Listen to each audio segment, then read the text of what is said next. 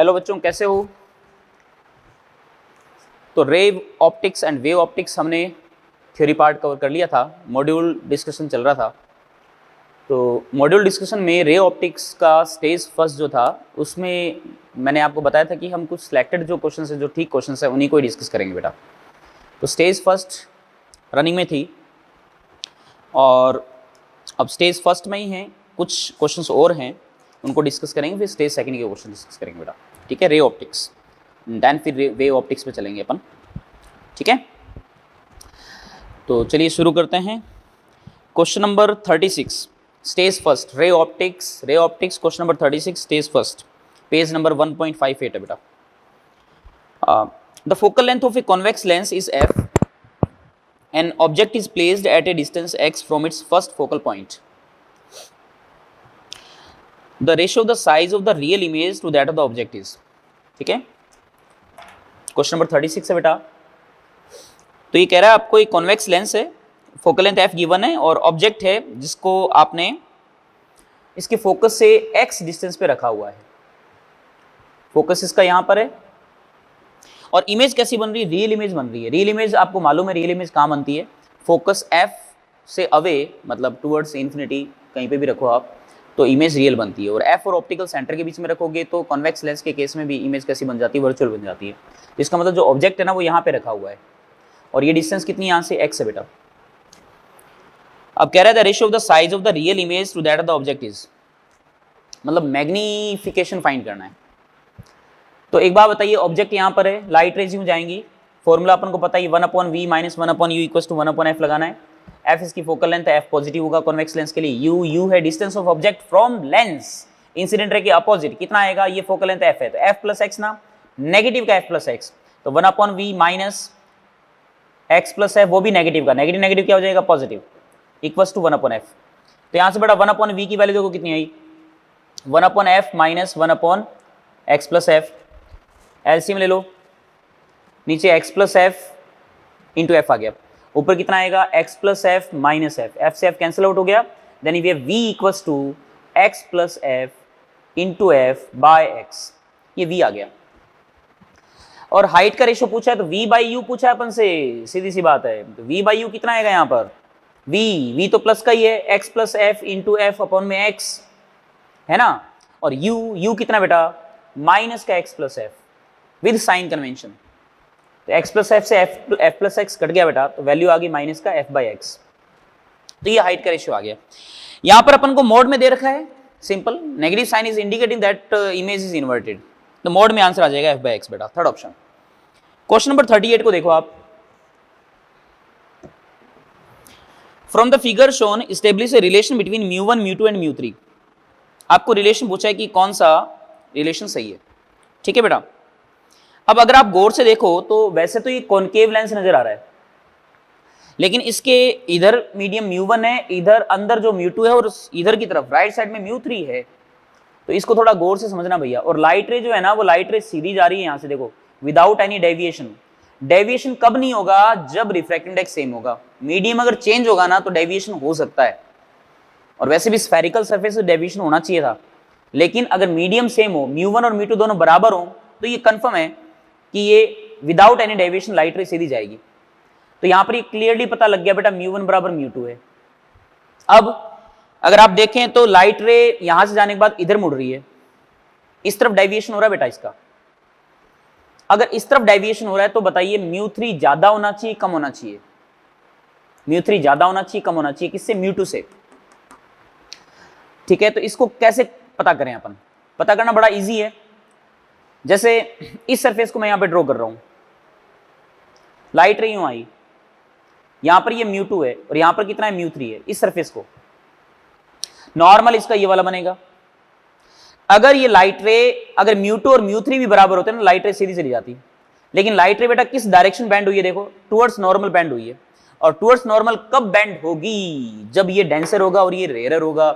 μ3 is greater than μ2। तो answer क्या आ जाएगा? μ1 और μ2 तो बराबर हैं, ये देख लो, और μ3 μ2 से ज्यादा होना चाहिए। सेकंड ऑप्शन आ गया। ओके, तो 38 कवर हो गया। 41 पे चलते हैं, चलो। Plane surface of plano convex lens of focal length 20 centimetre silvered, it behaves as which type of mirror and focal length. ये आर्टिकल जो था मैंने आपको बताया नहीं था, इसका मेन कारण ये था क्योंकि ये एनसीईआरटी के अंदर नहीं है। यहां पर एक क्वेश्चन दे रखा है तो फिर उसके हिसाब से मैं यहां पर थोड़ा सा एक्सप्लेन कर देता हूं आपको। देखो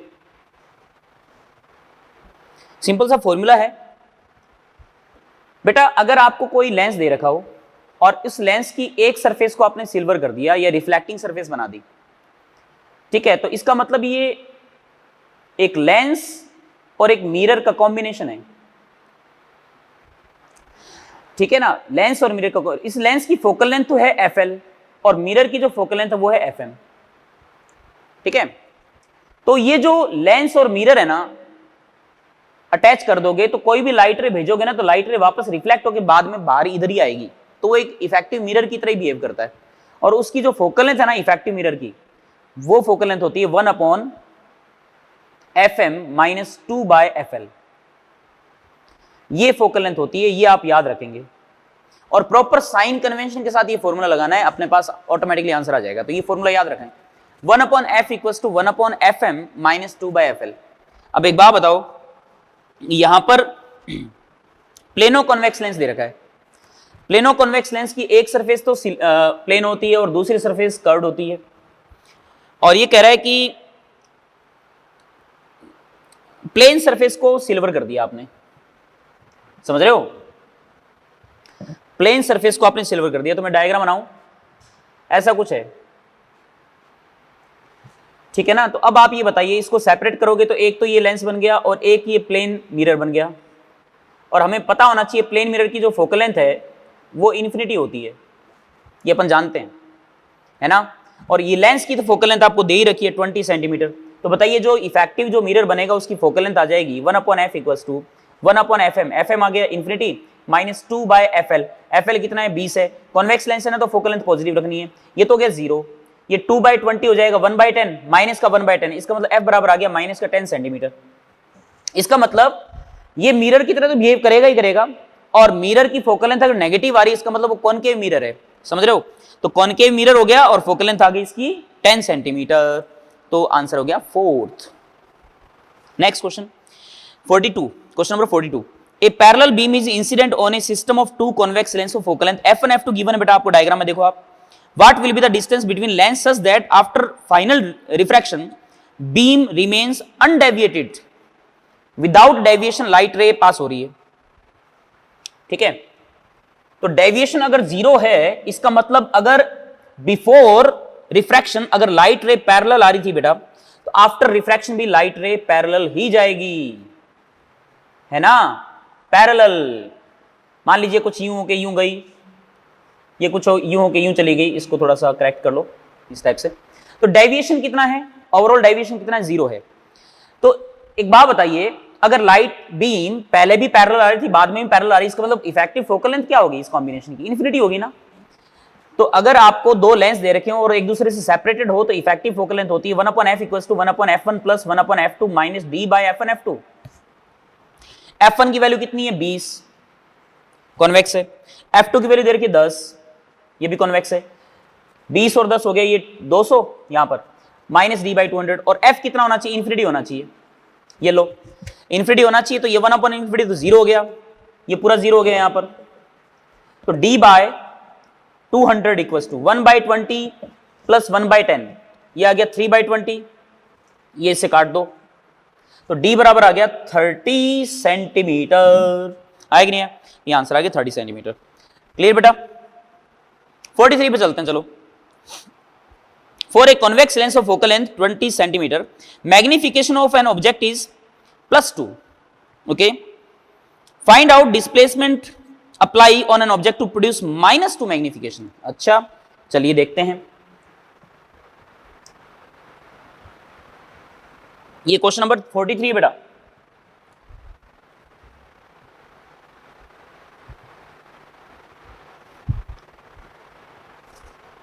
तो देखना इधर, कह रहा है कि कॉन्वेक्स लेंस है, उसकी फोकल लेंथ है बेटा 20 सेंटीमीटर। आपको एक ऑब्जेक्ट दे रखा है और उसका मैग्निफिकेशन +2 है, ठीक है, +2 है मैग्निफिकेशन। तो इस ऑब्जेक्ट की जो डिस्टेंस है ना वो मैंने x मान ली, तो जो इमेज बनेगी +2 को मतलब इमेज बन रही है वर्चुअल, तो कॉन्वेक्स लेंस के अंदर वर्चुअल इमेज जो बनती है वही इरेक्ट होती है। तो m की वैल्यू +2 है और m बराबर होता है v/u। u यहां पर कितना है माइनस का x, इंसिडेंट रे के अपोजिट। इसका मतलब v बराबर कितना आ गया -2x आया। और ये वाली वैल्यू अगर अपन फॉर्मूला में लगा दें 1/v - 1/u = 1/f के अंदर, और f कितना, फोकल लेंथ कितना इसका 20 है, 20 रख दिया मैंने प्लस का, कॉन्वेक्स लेंस है ना प्लस रखना पड़ेगा। v की वैल्यू रख दो -2x माइनस u की वैल्यू कितनी है -x बराबर 1/20, माइनस माइनस प्लस हो गया 1/x - 1/2x, तो ये हो जाएगा 1/2x बराबर 1/20, x बराबर आ गया 10 सेंटीमीटर। समझ में आई बात, x 10 सेंटीमीटर। अब मतलब ऑब्जेक्ट 10 सेंटीमीटर पर रखा था। अब ये कह रहा है कि आपको इमेज को का जो मैग्निफिकेशन -2 करना है, तो अब जो m+2 था वो -2 कर दो। तो अगर -2 है और मान लीजिए डिस्टेंस x है तो उस केस में -x, v बराबर अब यहाँ पे कितना आ गया 2x। अब अगेन वही सेम वैल्यू इसी प्रकार से रखोगे आप, तो 2x -x बराबर 1/20, ये प्लस हो गया 1/2x + 1/x कितना आ गया 3/2x बराबर 1/20, यहां से ये 2 कट कर दो 10, x बराबर कितना आ गया 30 सेंटीमीटर आ गया। देखो तो इसका मतलब जो ऑब्जेक्ट पहले 10 सेंटीमीटर पे था अब उसको 30 सेंटीमीटर पे लेके जाना पड़ेगा, तब जाकर के वो मैग्निफिकेशन -2 आएगा। तो डिस्प्लेसमेंट कितना होगा बताओ ऑब्जेक्ट का, 30 - 10 मतलब 20 सेंटीमीटर। आंसर इज 20 सेंटीमीटर बेटा 43 का, ठीक है। अब आ जाइए 46 पे। क्वेश्चन नंबर 46 कह रहा है to remove the chromatic aberration the combination of lenses should be such that. Chromatic aberration आपको याद होगा कि due to variation in wavelength और फ्रीक्वेंसी जो रिफ्रैक्टिव इंडेक्स है मीडियम का वो चेंज होता है बेटा, अलग अलग होता है। कोचीज relation mu = a + b/λ²। Okay, तो हमें मालूम है कि लैम्डा जिसका ज्यादा होगा म्यू उसका कम होगा, लैम्डा जिसका कम होगा म्यू उसका ज्यादा होगा। तो हमने ये भी देखा था, मैंने आपको ये क्लास के अंदर ये चीज बताई थी कि जब लाइट जब इंसिडेंट होगी लेंस के ऊपर, ठीक है, तो लेंस के लिए बेटा लेंस का जो फोकल लेंथ होता है वो लेंस का रिफ्रैक्टिव इंडेक्स म्यू अपॉन में मान लीजिए एयर है बाहर -1 1/r1 - 1/r2, इसको x मान लो, इस पे डिपेंड कर रहा है। और हमें अच्छे से मालूम है कि म्यू वी वॉयलेट के लिए म्यू आर से ज्यादा होता है म्यू वी। तो अगर म्यू वी ज्यादा होगा सीधी सी बात है 1/f ज्यादा होगा, इसका मतलब एफ वी जो है वो कम होगा किससे, एफ आर से, है ना। रेड वाले की जो फोकल लेंथ है वो वॉयलेट वाले की फोकल लेंथ से ज्यादा होगी। तो जो लेंस है ना उस लेंस पे जब ये व्हाइट लाइट इंसिडेंट होगी ना, व्हाइट लाइट, इस व्हाइट लाइट में अगर अपन बात करें तो रेड का जो फोकस है थोड़ा दूर होगा और जो वॉयलेट होगा ना उसका फोकस थोड़ा पास होगा, क्योंकि फोकल लेंथ उसकी कम आ रही है। तो ये रेड का, ये वॉयलेट का फोकस है, ये रेड का फोकस है, तो क्रोमेटिक एबरेशन आ गया इसके अंदर। फोकल लेंथ अलग अलग होगी बेटा। इसका मतलब कोई कलरफुल ऑब्जेक्ट है ना, उस ऑब्जेक्ट के लिए फोकस है ना अलग अलग कलर के अलग अलग हो गया, तो इमेज जो है वो शार्प नहीं बनेगी, अलग अलग कलर के लिए सही से इमेज नहीं बनेगी। तो इमेज को प्रॉपरली अगर आपको बनाना है तो उसका ये जो क्रोमेटिक एबरेशन है उसको दूर करना पड़ेगा बेटा। और वो कैसे दूर हो सकता है, अगर आप एफ वी और एफ आर की वैल्यू बराबर हो जाए ना, मतलब आप इसके साथ कुछ भी करें, इस लेंस के साथ कुछ भी अरेंजमेंट करें जिससे कि एफ वी और एफ आर अगर बराबर हो जाए, तो उस केस में अपन कह सकते हैं कि क्रोमेटिक एबरेशन दूर किया जा सकता है, ठीक है।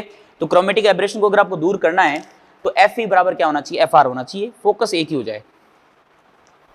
क्वेश्चन नंबर 50 बेटा, क्वेश्चन नंबर 50 पे आते हैं, चलो आप पढ़ो। The focal length of the objective and the eyepiece of a compound microscope are 1 centimetre and 5 centimetre respectively, ठीक है।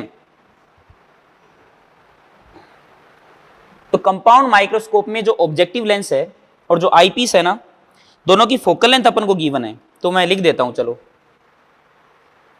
F o 1 centimetre, f e 5 centimetre.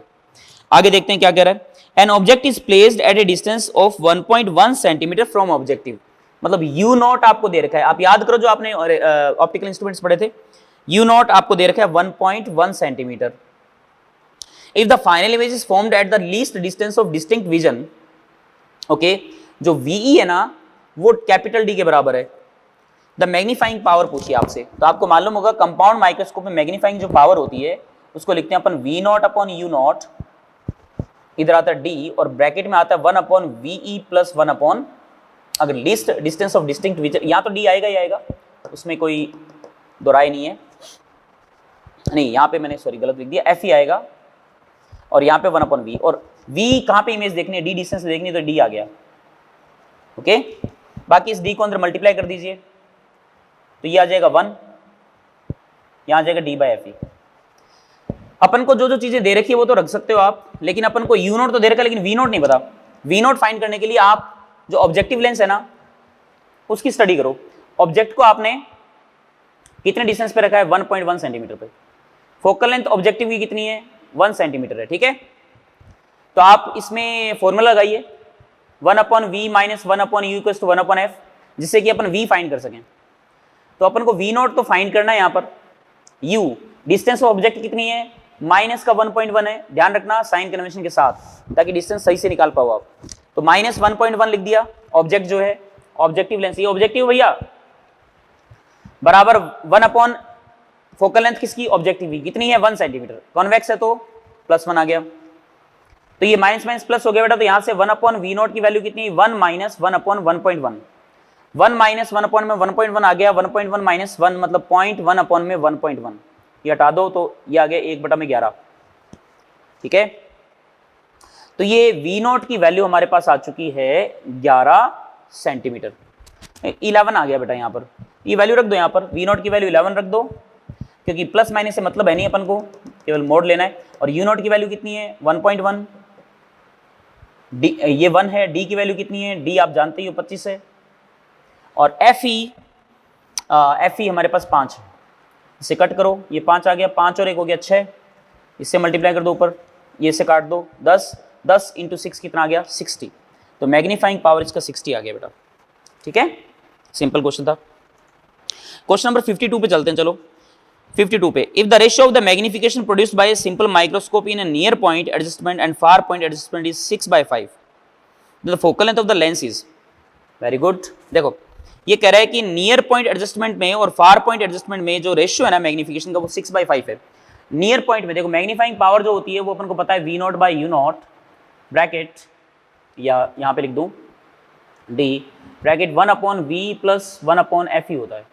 Near point adjustment की बात करें, पहले नियर पॉइंट है, नियर पॉइंट बोले तो D distance पे 25 सेंटीमीटर पे, V0 अपॉन U0 ये D, यहाँ V की वैल्यू D हो जाएगी, मालूम है ना V की वैल्यू D रख दोगे तो 1 plus D by FE, just अभी अभी जो क्वेश्चन किया था वैसे ही। और फार पॉइंट के लिए क्या करोगे, फार पॉइंट के लिए क्या करोगे, इन्फिनिटी, तो ये V इन्फिनिटी हो जाएगा, तो 1 अपॉन इन्फिनिटी 0 हो गया, तो D बाई FE बचेगा केवल, ठीक है। तो बेटर ये रहेगा कि ये ऐसे ही कर लो, ठीक है, अब ठीक रहेगा मेरे हिसाब से, हाँ ओके। तो अब इन दोनों का रेशियो लेना है, रेशियो लोगे तो ये तो कट जाएगा पार्ट और FE भी कट जाएगा, तो FE प्लस D अपॉन में जो FE है ना, नहीं D, FE plus D upon में D जो है वो किसके बराबर, 6/5 के बराबर है।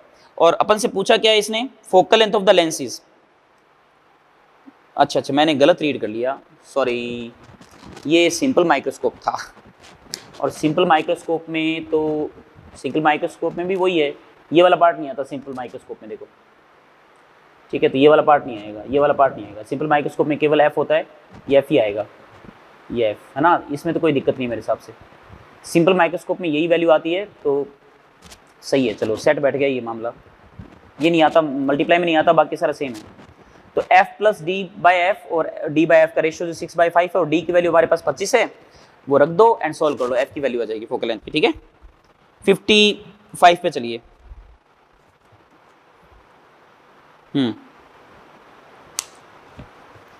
If a Galilean telescope has objective and eyepiece of focal length 200 cm and 4 cm, then the magnifying power of the telescope, the normal vision is, भैया गैलीलियन टेलीस्कोप या टेरेस्ट्रियल टेलीस्कोप या रिफ्लेक्टिंग टेलीस्कोप, कैसेग्रेन टेलीस्कोप मिले तो भैया normal, अगर आपको कुछ ना दे रखा हो तो भैया मैग्नीफाइंग पावर होगी F0 बाई FE।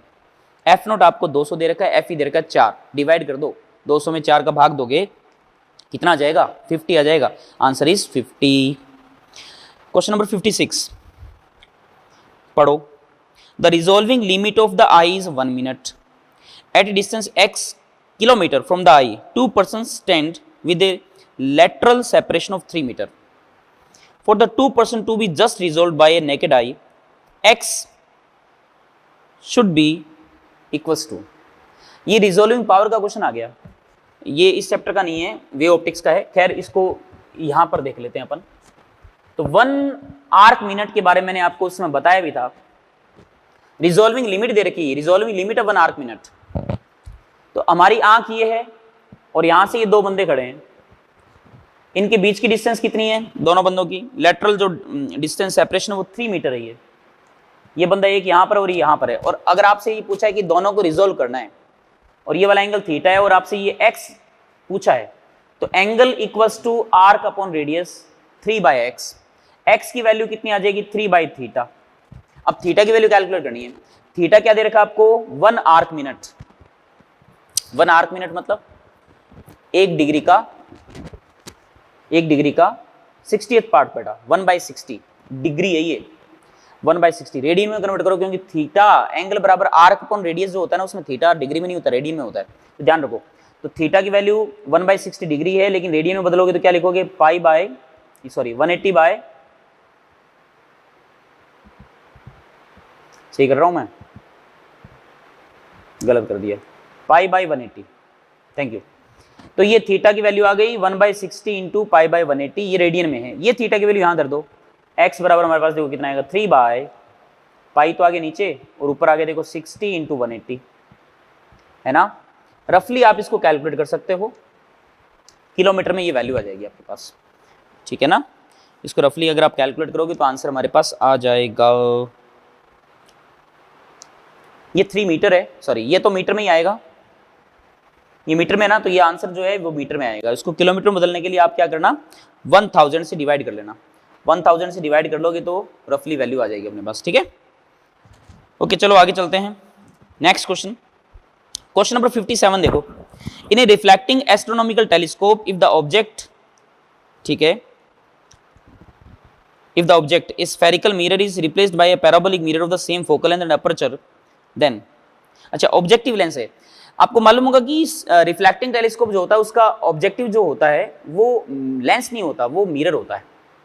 और मैंने आपको जैसे बताया था कि मिरर अगर स्फेरिकल हो तो अपन को याद होगा कि पैरेक्सियल रेज लेनी पड़ती है, तब जाके फोकस एक होता है, लेकिन पैराबोलिक मिरर ऐसा होता है जिसका फोकस फिक्स होता है, चाहे रेज मार्जिनल भी हो ना तो भी उसका फोकस फिक्स्ड होता है। तो स्फेरिकल एबरेशन है ना, स्फेरिकल एबरेशन उसके अंदर नहीं होता, किसके अंदर, पैराबोलिक मिरर में, तो स्फेरिकल एबरेशन से बचा जा सकता है, ठीक है। देन अब क्या कह रहा है ये, the final image will be erect, ये जो भी है सब फर्जी, आंसर क्या आएगा, spherical aberration will be absent, fourth option इसका बेस्ट है बेटा। स्टेज सेकंड पे आइए,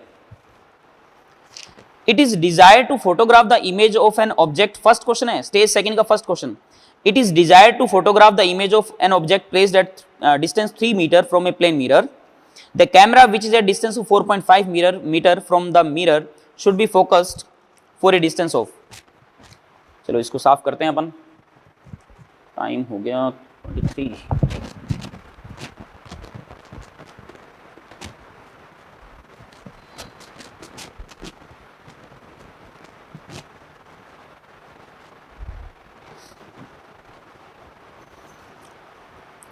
तो स्टेज सेकंड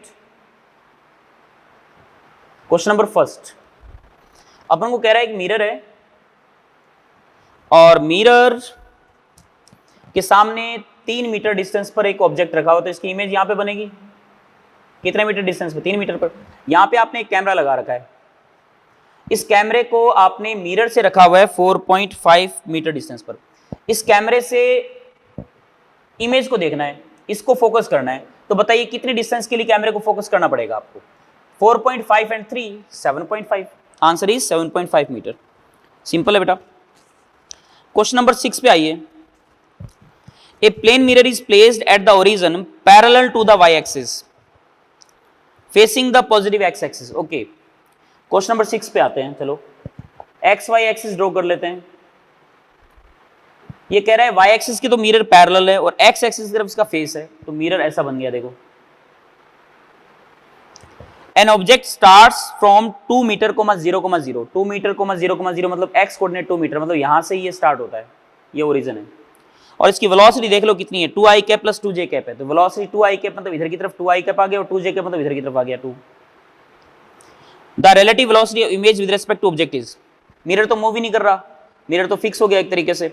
मिरर के रेस्पेक्ट में ये वाला सिर्फ वेलोसिटी 2 है इसकी ऑब्जेक्ट की, तो इसका मतलब जो इमेज बनेगी इसके पास वेलोसिटी इस तरफ होगी 2, इधर जाएगा तो उधर जाएगा, और ये वाली वेलोसिटी ऐसी ही जाएगी। बोलो तो इसका मतलब इसकी वेलोसिटी अगर 2i cap plus 2j cap है तो इमेज की जो वेलोसिटी आएगी वो आएगी माइनस का 2i cap plus 2j cap. और अगर आपसे कोई ये कहे कि इमेज की वेलोसिटी ऑब्जेक्ट के रेस्पेक्ट में बताइए, किसके रेस्पेक्ट में, ऑब्जेक्ट के रेस्पेक्ट में, velocity of image with respect to object is equal to velocity of image minus velocity of object, मतलब इस वाली वेलोसिटी में से ये वाली वेलोसिटी सब्ट्रैक्ट करनी है। अगर आप सब्ट्रैक्ट करोगे तो देखो ये तो माइनस का 2i कैप हो गया, ये माइनस का 2j हो गया, 2j से 2j कट जाएगा, वैल्यू कितनी है, माइनस का 4i कैप आया कि नहीं है, तो मैग्नीट्यूड कितना आ गया 4, लेकिन डायरेक्शन किधर है, डायरेक्शन किधर है, माइनस एक्स एक्सिस। सेवंथ क्या कह रहा है देखते हैं, चलो। A concave mirror is used to form an image of the sun on a white screen if the lower half of the mirror were covered with an opaque card, mirror का आधा part जो है आपने cover कर दिया, the effect on the image on the screen would be, ठीक है, image पे क्या इफेक्ट पड़ेगा बेटा। तो ये देखो ये मिरर है और यहां पर ये सूरज से सनलाइट आ रही है, रेज आ रही है, मतलब सूरज से रेज आ रही है, ठीक है। अगर आपने आधा पार्ट को कवर कर दिया तो क्या सूरज से लाइट रेज इसके अपर हाफ पार्ट पे नहीं पहुंच पा रही, क्या पहुंच रही है ना, घटना घट रही है, इमेज पक्का बनेगी। सूरज के ऊपर वाले पॉइंट से और सूरज के नीचे वाले पॉइंट से अगर लाइट रेज इंसिडेंट हो रही है ना, रिफ्लेक्शन अगर हो रहा है तो पक्का सूरज की इमेज कंफर्म पूरी बनेगी। लेकिन मिरर का आधा पार्ट आपने कवर कर दिया ओपेक सरफेस से, इसका मतलब ये हुआ कि जो इंटेंसिटी पहले थी ना वो अब नहीं रहेगी। और आपको याद होगा इंटेंसिटी जो है वो इफेक्टिव जो एरिया होता है ना जिससे रिफ्लेक्शन हो रहा है या रिफ्रैक्शन हो रहा है लेंस के केस में, तो उस एरिया के प्रोपोर्शनल होता है। तो आधा पार्ट अगर कवर कर दिया इसका मतलब इमेज की इंटेंसिटी भी क्या हो जाएगी, आधी हो जाएगी, मतलब ब्राइटनेस आधा हो जाएगा एक तरीके से, ठीक है। तो इसका आंसर क्या आ जाएगा बेटा, फर्स्ट। क्वेश्चन नंबर 12 पूछ रहा है the nature of image of a candle flame located 40 centimetre from A concave spherical mirror is real. एक कैंडल फ्लेम है और 40 सेंटीमीटर डिस्टेंस पर कॉनकेव स्फेरिकल मिरर से आपने रखा हुआ उसको और उसकी जो इमेज बन रही है वो रियल बन रही है। Inverted and magnified 4 times, okay, then the radius of curvature of the mirror. कितना प्यारा सा सिंपल सा क्वेश्चन है बेटा, नीट में ऐसे ही क्वेश्चन आते हैं सिंपल गुणा भाग के।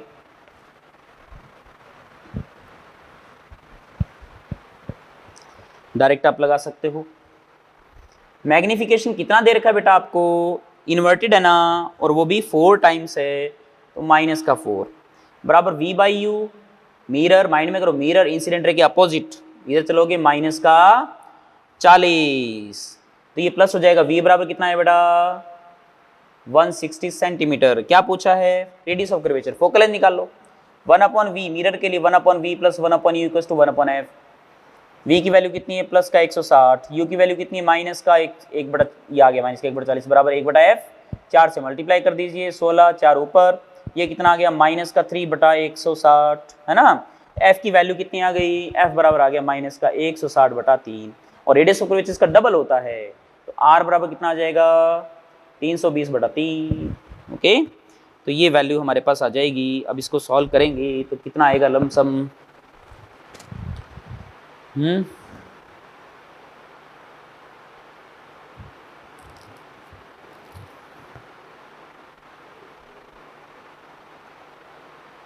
यहाँ पे कोई मिस्टेक तो नहीं हुई है। m बराबर -4 टाइम्स है, -4 है, image real, inverted and magnified 4 times. Okay, मैंने यहाँ पर फॉर्मूला गलत लगा दिया है ना, ये गलती होगी। देखो m बराबर माइनस का v बाई यू होता है मिरर के लिए और लेंस के लिए प्लस का v बाई यू। तो माइनस का v बाई यू, तो ये माइनस में, तो ये माइनस का माइनस का 160 आएगा बेटा। तो ये माइनस का 160 है, यहाँ पे गलती कर देते हैं अभी वाला, और माइनस का 160 है, तो इसका मतलब ये आ गया माइनस का 5/160, मतलब 5 आ गया, और ये आ गया 320/5। अब इसे काट दो, 6 और 4, 64 सेंटीमीटर आ गया रेडियस ऑफ कर्वेचर। ठीक है, क्वेश्चन नंबर 13 पे चलो देखो, a point object is kept at the first focus of a convex lens.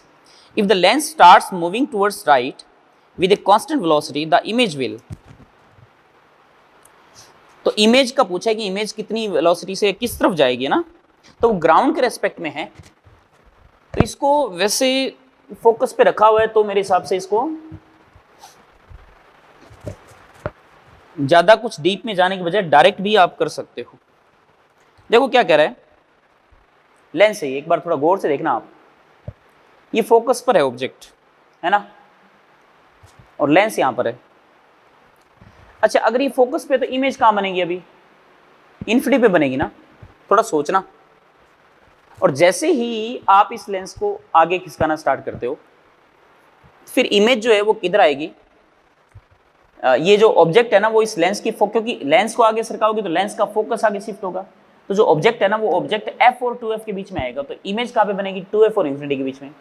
और थोड़ा सा ही दूर आगे जाओगे तो लेंस का जो 2f वाला जो पॉइंट है ना वो यहाँ पे आ जाएगा ऑब्जेक्ट की जगह, तो इमेज फिर 2f पे बन जाएगी। तो सोचो कि लेंस को आपने थोड़ा बहुत ही खिसकाया है, लेंस को आपने f डिस्टेंस खिसकाया है केवल, लेंस को अगर आप f डिस्टेंस खिसकाओगे तो ऑब्जेक्ट 2f पे आ जाएगा।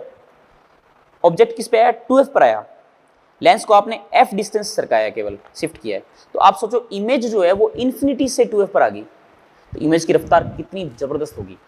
तो इमेज की वेलोसिटी इस तरफ है, ठीक है, इस तरफ है, और अपन से पूछा है कि इमेज किस तरफ मूव करेगी, है ना, किस तरफ मूव करेगी, उसको देखना है अपन को।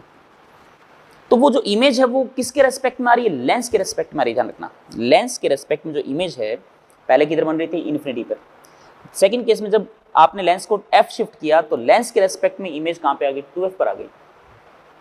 तो लेंस के रेस्पेक्ट में इमेज की वेलोसिटी किस तरफ है, इस तरफ है, और वो बहुत ज्यादा है।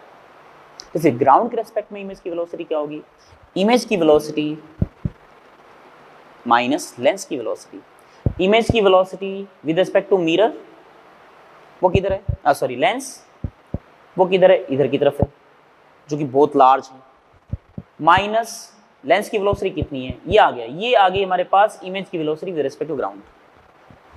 तो अगर आप शुरू में देखो तो आपको यहाँ पर क्लियरली नजर आ रहा है VIL is very very large, और माइनस v है, तो इसका मतलब इमेज जो है अपन को शुरुआत में इधर की तरफ आती हुई नजर आएगी। ठीक है, 2f पर आ गए अपन, 2f पर आने के बाद कुछ देर बाद में और चलने देते हैं, ठीक है।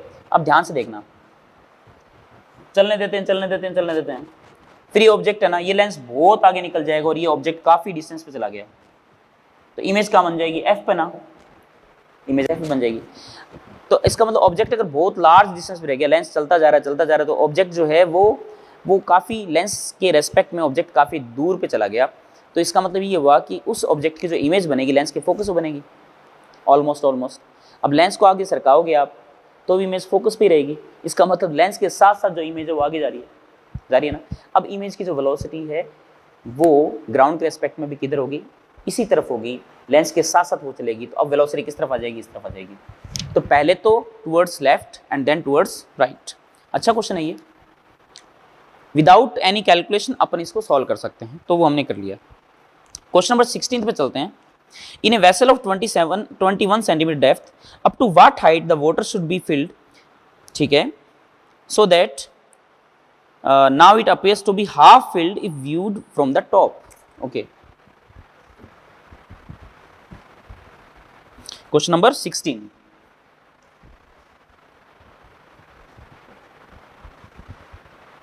तो देखना बेटा इधर, क्वेश्चन नंबर 16 की बात करें अपन, ये कह रहा है एक बर्तन है, एक वेसल है, ये h मतलब 21 सेंटीमीटर है, और इसको अपन ने पानी से भरा, मान लीजिए यहां तक भर दिया। अब कितना भरा है पता नहीं है, मान लीजिए h डैश हाइट तक भर दिया, ठीक है, या इसको x मान लेता हूँ। ये कह रहा है कितना भरें, मतलब x की वैल्यू क्या होनी चाहिए, जिससे कि अगर आप इसको ऊपर से देखो ना तो आपको ऐसा लगे कि बर्तन आधा भरा हुआ है। ये कब फील होगा, देखो ये पूरा h है ना, अगर आपने x तक भरा है तो ये वैकेंट जो खाली स्पेस है वो कितना होगा, h माइनस एक्स होगा ना। अब जब आप ऊपर से देख रहे हो तो जो बॉटम है ना, बॉटम इसके लिए एज ऑब्जेक्ट की तरह बिहेव करेगा, तो बॉटम आपको ऊपर उठा हुआ दिखेगा और आपको ऐसा फील हो रहा है कि बर्तन जो है वो आधा भरा हुआ है। इसका मतलब ये फील हो रहा है ना कि जितना ऊपर से खाली है उतना ही अंदर गहरा है, जितना ऊपर से खाली है उतना ही अंदर गहरा है, उतना ही पानी अंदर है, तभी तो अपन को आधा भरा हुआ दिख रहा है। इसका मतलब अगर ये h माइनस एक्स है तो इसका मतलब बॉटम की जो इमेज बन रही है वो भी एग्जैक्टली h माइनस एक्स पे बननी चाहिए। कितने पे, एपरेंट डेप्थ क्या होनी चाहिए, h माइनस एक्स, तभी अपन को ऐसा लग रहा है कि वो आधा खाली है आधा भरा हुआ है। तो एपरेंट डेप्थ जो है, एपरेंट डेप्थ जिसको अपने h डैश बोलते हैं, जिसको अपने बोलते हैं h बाई म्यू, डेप्थ कितनी x है ना, actual depth x by mu, this is x by mu is equal to h minus x. समझ गए बात को, h माइनस एक्स, x अपन से पूछा है यहां पर, और म्यू की वैल्यू बेटा कितनी है, अच्छा पानी अपन ले लेंगे यहां पर, तो 4/3 ले लेते हैं पानी के लिए, तो x 4/3 बराबर h माइनस एक्स, x को इधर ले आओ, 3x प्लस 4 प्लस x बराबर h, ये आ गया 7x by 4 equals to h की वैल्यू है हमारे पास 21, ये 3 आ गया, x बराबर आ गया 12 सेंटीमीटर। तो 12 सेंटीमीटर तो अपन को पानी को फिल करना पड़ेगा बेटा उसके अंदर, ठीक है। क्वेश्चन नंबर 20 पे आ जाओ। अब 20 से पहले ये काम करते 17 करते हैं, चलो 17 पे आ जाओ। A ray of light is incident on a glass slab mu 1.5 दे रखा है, थिकनेस t दे रखी है, in such a manner that the angle of refraction is 60 degree, ठीक है। If the speed of light in vacuum is c, then the time taken to cross the slab will be, okay.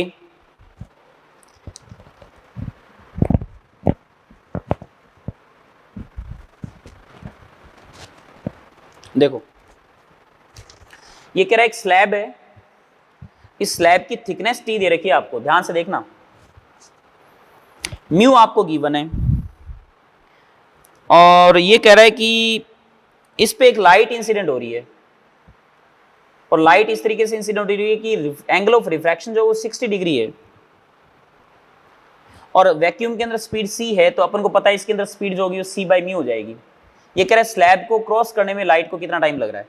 एक बात बताइए, ये t है ये वाला, तो ये डिस्टेंस ये ट्रैवल करेगी ना इसके अंदर, ये l मान लो, तो देखो इस ट्रायंगल के अंदर ये राइट एंगल ट्रायंगल है, हाइपोटेनस l है जो कि फाइंड करना है, बेस इसका t है, तो cos 60 किसके बराबर होगा, बेस मतलब t अपॉन हाइपोटेनस l, अरे t बाय l, तो cos 60 की वैल्यू कितनी आएगी 1/2, l की वैल्यू कितनी आ गई 2t आ गई, और टाइम कितना लेगा यहाँ से यहाँ तक, टाइम स्पीड है c बाई म्यू, टाइम मान लीजिए कैपिटल T लिख दो, तो टाइम बराबर आ जाएगा डिस्टेंस अपॉन स्पीड, डिस्टेंस कितनी है l, स्पीड कितनी है c बाय म्यू, l की वैल्यू यहाँ पर 2t आ गई, c और म्यू ऊपर ले जाओ, ये लो आंसर आ गया 2t mu by c,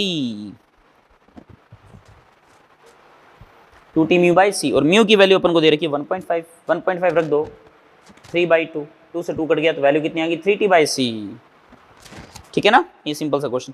question number 20 पे आओ। ए 2 cm diameter coin rest flat on a bottom of a bowl in which the water is 20 cm deep, mu W दे रखा है। If the coin is view directly from above what is its apparent diameter, मतलब आपसे magnification पूछा है। मैंने आपको बताया था प्लेन सरफेस से मैग्निफिकेशन जो होता है रिफ्रैक्शन के अंदर 1 होता है, ठीक है। अगर आप इसको देखना चाहो तो देख सकते हो, वैसे बताऊं तो देखो ये पानी है, यहाँ पर रिफ्रैक्टिव इंडेक्स म्यू है, बाहर एयर है, ये ऑब्जेक्ट है, आप यहां से देख रहे हो लाइट रे यूं जा रही है, अपन को पता है इमेज कहां पे बनेगी, जैसे ये अगर h है तो ये h बाई म्यू पे बनेगी, बोलो सही है ना। तो डिस्टेंस ऑफ ऑब्जेक्ट जो है ना, ये तो ऑब्जेक्ट और ये इमेज है, डिस्टेंस ऑफ ऑब्जेक्ट जो है ना u लिखते हैं जिसको अपन, वो तो है h, वो भी माइनस का, इंसिडेंट रे से मतलब अरे घटना यहां से घट रही है ना, तो डिस्टेंस अपोजिट है ना ऑब्जेक्ट की माइनस h, और इमेज की जो डिस्टेंस है वो भी माइनस का h बाई म्यू है। आप याद करें कि मैग्निफिकेशन जो होता है वो μ1v अपॉन में μ2u होता है स्फेरिकल सरफेस के लिए। प्लेन सरफेस के लिए भी ये मैग्निफिकेशन का फॉर्मूला आप लगा सकते हो, इसमें कोई दिक्कत नहीं है। तो m बराबर μ1 होता है जिससे रे आ रही है, किससे आ रही है, म्यू। तो μ1 तो हो गया म्यू, v हमें पता है माइनस का h बाई म्यू। देखते जाओ, μ2 जिसमें जा रही है, किस में जा रही है, 1 में, एयर में, और u कितना है, माइनस का h। तो इसको रखो, काटो, देखो माइनस माइनस कट गया, h से h कट गया, म्यू से म्यू कट गया, कितना आया, 1 आया ना। इसका मतलब कॉइन का जो मैग्निफिकेशन है ना वो 1 रहेगा यहाँ पर, तो उसका एप्रन डायमीटर भी 2 सेंटीमीटर ही अपन को मिलने वाला है। हो गया क्वेश्चन नंबर 20। क्वेश्चन नंबर 22 पे चलते हैं, चलो। क्या कह रहा है, the critical angle of glass is 42 degree. Glass का क्रिटिकल एंगल 42 डिग्री है and that of water is 49 degree. ठीक है, a glass prism is immersed in water, ठीक है, then the critical angle for total internal reflection the prism immersed in water is. तो पानी के अंदर अगर आपने डुबो दिया इसको, तो बताइए कि अब इसके लिए क्रिटिकल एंगल क्या होना चाहिए, है ना, ये पूछा है अपन से बेटा। तो इसमें ऑप्शन है less than 42 degree, greater than 49 degree, वगैरह वगैरह जो भी है। तो अब देखो जरा बेटा, ये ग्लास है और ये कह रहा है ग्लास के लिए जो क्रिटिकल एंगल है ये वाला, ये 42 डिग्री है, क्रिटिकल एंगल में 9 डिग्री पे चला जाएगा, बाहर एयर है ना। तो ग्लास का रिफ्रैक्टिव इंडेक्स म्यू जी मान लिया मैंने, तो अपन को पता है साइन 42 डिग्री जो है वो 1 अपॉन म्यू जी के बराबर होगा। ऐसे अगर पानी के लिए बात करें तो पानी के लिए दे रहा है 49 डिग्री। वाटर का रिफ्रैक्टिव इंडेक्स म्यू डब्ल्यू मान लिया मैंने, ये एंगल 90। तो वाटर के लिए बात करें साइन 49 जो है 1 अपॉन म्यू डब्ल्यू के बराबर होना चाहिए। अब ये कह रहा है कि प्रिज्म ले लिया या जो भी है, एक सरफेस है, ऊपर तो वाटर है और नीचे ग्लास है। अब बताइए इसके लिए क्रिटिकल एंगल क्या होना चाहिए, किससे ज्यादा होना चाहिए, जो भी है, थीटा सी मान लीजिए। तो यहाँ पर बताइए जरा, ग्लास है ना, तो ये म्यू जी हो गया, म्यू एल हो गया, सॉरी हाँ नहीं म्यू जी, और म्यू वाटर म्यू डब्ल्यू ले लिया। अब ये वाला एंगल 90 होना चाहिए, डेंसर से रेयर में जा रहा है। स्नेल्स लॉ लगाओगे तो कितना लिखोगे, म्यू जी साइन थीटा सी बराबर म्यू डब्ल्यू साइन 91। तो यहाँ से साइन थीटा सी की वैल्यू कितनी आई, mu W upon mu G. अब आप अगर ये वैल्यू रखेंगे तो माथा खराब हो जाएगा। यहाँ पर म्यू डब्ल्यू की वैल्यू 1 अपॉन साइन 49 और म्यू जी की वैल्यू 1 अपॉन साइन 42। साइन 42 इसका मतलब ऊपर चला जाएगा और साइन 49 नीचे आ गया। अब आपसे कोई पूछे बताओ इसकी वैल्यू क्या होगी, तो बड़ा खतरनाक सा पॉइंट हो गया नहीं, कैसे जवाब दें इसका। तो इसको आप अगर आप डायरेक्ट वैसे फील करके देखो तो बड़ा आसानी से जवाब दे सकते हो। वो कैसे, देखो मैं बताता हूं। देखो ये ग्लास है, रिफ्रैक्टिव इंडेक्स ज्यादा है, क्रिटिकल एंगल 42 है। रिफ्रैक्टिव इंडेक्स जितना ज्यादा होता है ना, क्रिटिकल एंगल उतना ही कम होता है। वाटर है, रिफ्रैक्टिव इंडेक्स कम हो गया, क्रिटिकल एंगल थोड़ा सा और बढ़ गया, ठीक है। अब ग्लास से वाटर में लाइट रे जा रही है, तो इसके रेस्पेक्ट में इसका जो रिफ्रैक्टिव इंडेक्स है वो है तो कम ही ना। रिलेटिव जो रिफ्रैक्टिव इंडेक्स, अगर आप यहां देखें ना तो ये रिलेटिव रिफ्रैक्टिव इंडेक्स है, साइन थीटा सी बराबर mu W by mu G है ना, तो इसको मैं ऐसे लिख सकता हूं 1 अपॉन में म्यू जी बाय म्यू डब्ल्यू। तो ये रिलेटिव रिफ्रैक्टिव इंडेक्स आ गया, आया ना, म्यू रिलेटिव आ गया। तो ये जितना ज्यादा होगा ना, थीटा सी की वैल्यू उतनी कम होगी। तो बताइए अब जो म्यू रिलेटिव है वो तो इनसे भी कम हो गया ना। म्यू रिलेटिव की वैल्यू अगर अपन देखें तो mu ji by mu W है, और mu ji by mu W की जो वैल्यू है वो म्यू जी से भी कम है और म्यू डब्ल्यू से भी कम है। इसका मतलब ये वाली क्वांटिटी कम है बेटा, कम होगी तो ये वाली ओवरऑल क्वांटिटी क्या होगी, ज्यादा होगी, तो थीटा सी की वैल्यू बढ़ जाएगी। मतलब बढ़ने का मतलब ये वो 49 से भी वो एंगल क्या होगा, ज्यादा होगा। समझ आई बात। इस वे से आप इसको सॉल्व कर सकते हो बेटा। तो ग्रेटर देन 49 डिग्री आ जाएगा। आ जाइए क्वेश्चन नंबर 23 पे। A prism mu equals to 1.5 has the refractive index of 30 degree. The deviation of monochromatic ray incident normally on its one surfaces will be, ठीक है। डेविएशन पूछा है, प्रिज्म दे रखा है, angle दे रखा है प्रिज्म एंगल का, रिफ्रैक्टिव एंगल मतलब प्रिज्म एंगल है ये। The deviation of the monochromatic ray incident normally on it's one surface. तो कह रहा है कि प्रिज्म कि एक सरफेस पर लाइट जो है ना वो नॉर्मली इंसिडेंट सीधी हो रही है, देखो ऐसे। तो इसका मतलब इसमें डेविएशन अगर आपसे पूछा है नॉर्मल इंसिडेंस का मतलब आई बराबर 0 हो गया यहां पर, तो डेल्टा जो आएगा वो आई प्लस ई माइनस ए होता है। आई की वैल्यू 0 है तो 0 प्लस ई माइनस ए हो गया, है ना, हुआ कि नहीं हुआ। और ये अपन को पता है यहां पर कि R1 प्लस R2 बराबर ए होता है, और अगर I 0 है तो R1 भी 0 होगा ना, क्योंकि लाइट रे सीधी आएगी यहां पर, तो R1 0 हो गया, तो इसका मतलब R2 बराबर ए आ गया। और ए की वैल्यू अपन को कितनी दे रखी है, 30 डिग्री दे रखी है, देखो दे रखी है ना। तो अपन डेल्टा फाइंड कर सकते हैं अगर हमारे पास ई आ जाए। ई कैसे फाइंड करेंगे, तो देखो ये R2 है, ये लाइट रे यूं गई, ये एंगल ऑफ इमर्जेंस है ई, तो यहां पर स्नेल्स लॉ लगाओगे तो ये म्यू रिफ्रैक्टिव इंडेक्स है, तो म्यू इंटू साइन R2 बराबर 1 इंटू साइन ई। म्यू की वैल्यू कितनी गिवन है आपको, 1.5, तो ये 1.5 आ गया। साइन R2 की वैल्यू किसके बराबर, ए के बराबर, ए कितना 30 है, तो साइन 30 की वैल्यू कितनी आ गई 1/2 बराबर साइन ई। 1.5 में 2 को डिवाइड करोगे तो 0.75 आ जाएगा, 0.75 बराबर साइन ई। और हमको दे रखा है कि 0.75 अगर हो तो ई की वैल्यू 48 डिग्री 36 मिनट होगा, इसका मतलब ई बराबर आ गया 48, ठीक है, 48 डिग्री 36 आर्क मिनट, ये ई आ गया। And delta equals to E minus A, तो ई डेल्टा बराबर ई में से ए को सब्ट्रैक्ट करो तो 30 को सब्ट्रैक्ट करोगे कितना आएगा बोलो, 18 डिग्री मतलब 18 डिग्री 36 आर्क मिनट, हो गया ऐसे। क्वेश्चन नंबर 25 पे चलते हैं, चलो। Angle of minimum deviation is equal to the angle of prism of a of an equilateral glass prism, the angle of incidence at which the minimum deviation will obtain is, ठीक है।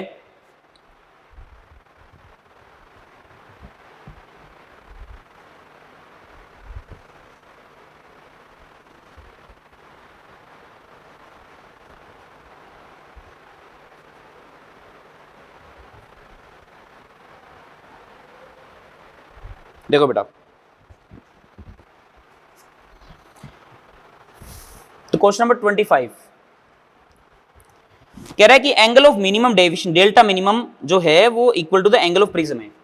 Delta minimum आपको पता है आई plus ई minus ए, और आई और ई दोनों बराबर हो जाते हैं, तो 2 आई माइनस ए लिख सकता हूं। और ये कह रहा है कि डेल्टा मिनिमम किसके बराबर है, एंगल ऑफ प्रिज्म ए के बराबर है, तो ए बराबर 2 आई माइनस ए हो गया।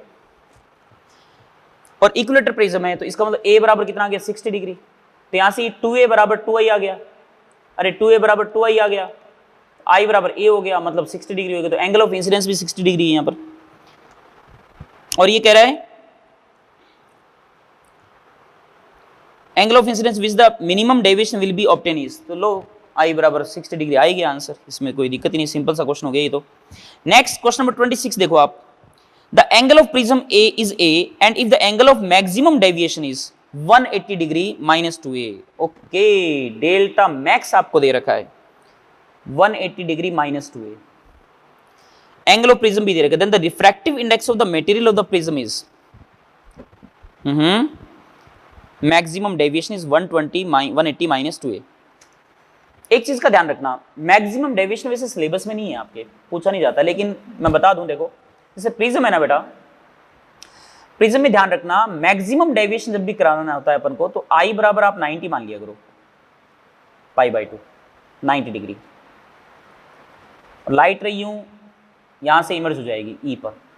तो जो डेल्टा मैक्स होता है ना, डेल्टा कितना होता है आई प्लस ई माइनस ए होता है ना, तो आप आई को क्या कर दो 90 कर दो, मतलब 90 डिग्री, तो उस केस में डेल्टा क्या आ जाएगा, मैक्सिमम आ जाएगा।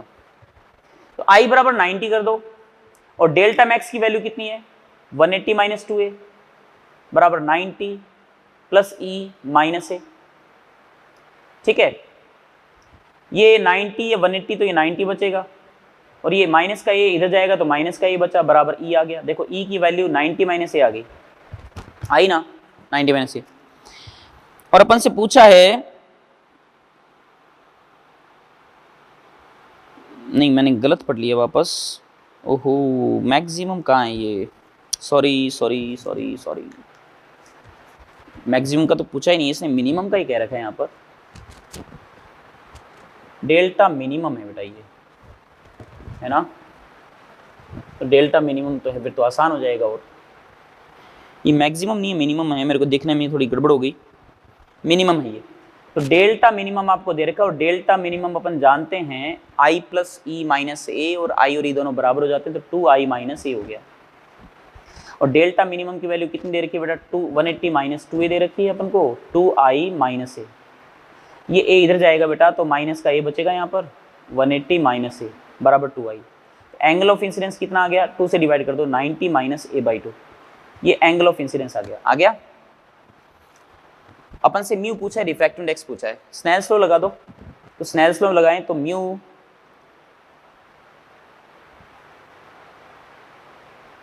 Sign I is equal to mu sine R1।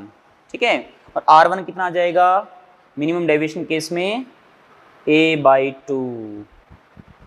याद है ना आपको R1 और R2 दोनों बराबर होंगे तो 2r बराबर a तो r बराबर a बाई 2। और i की वैल्यू हमारे पास है 90 माइनस a बाई 2 तो यहाँ पे रख देंगे साइन 90 माइनस a बाई 2 बराबर म्यू साइन a बाई 2 है ना। और साइन 90 माइनस a बाई 2 कितना आ जाएगा बेटा कोस a by 2। Cos a by 2 बराबर म्यू साइन a बाई 2 तो म्यू बराबर आ जाएगा cot a by 2। Correct, mu बराबर कोट a बाई 2 आ जाएगा। क्वेश्चन नंबर 27,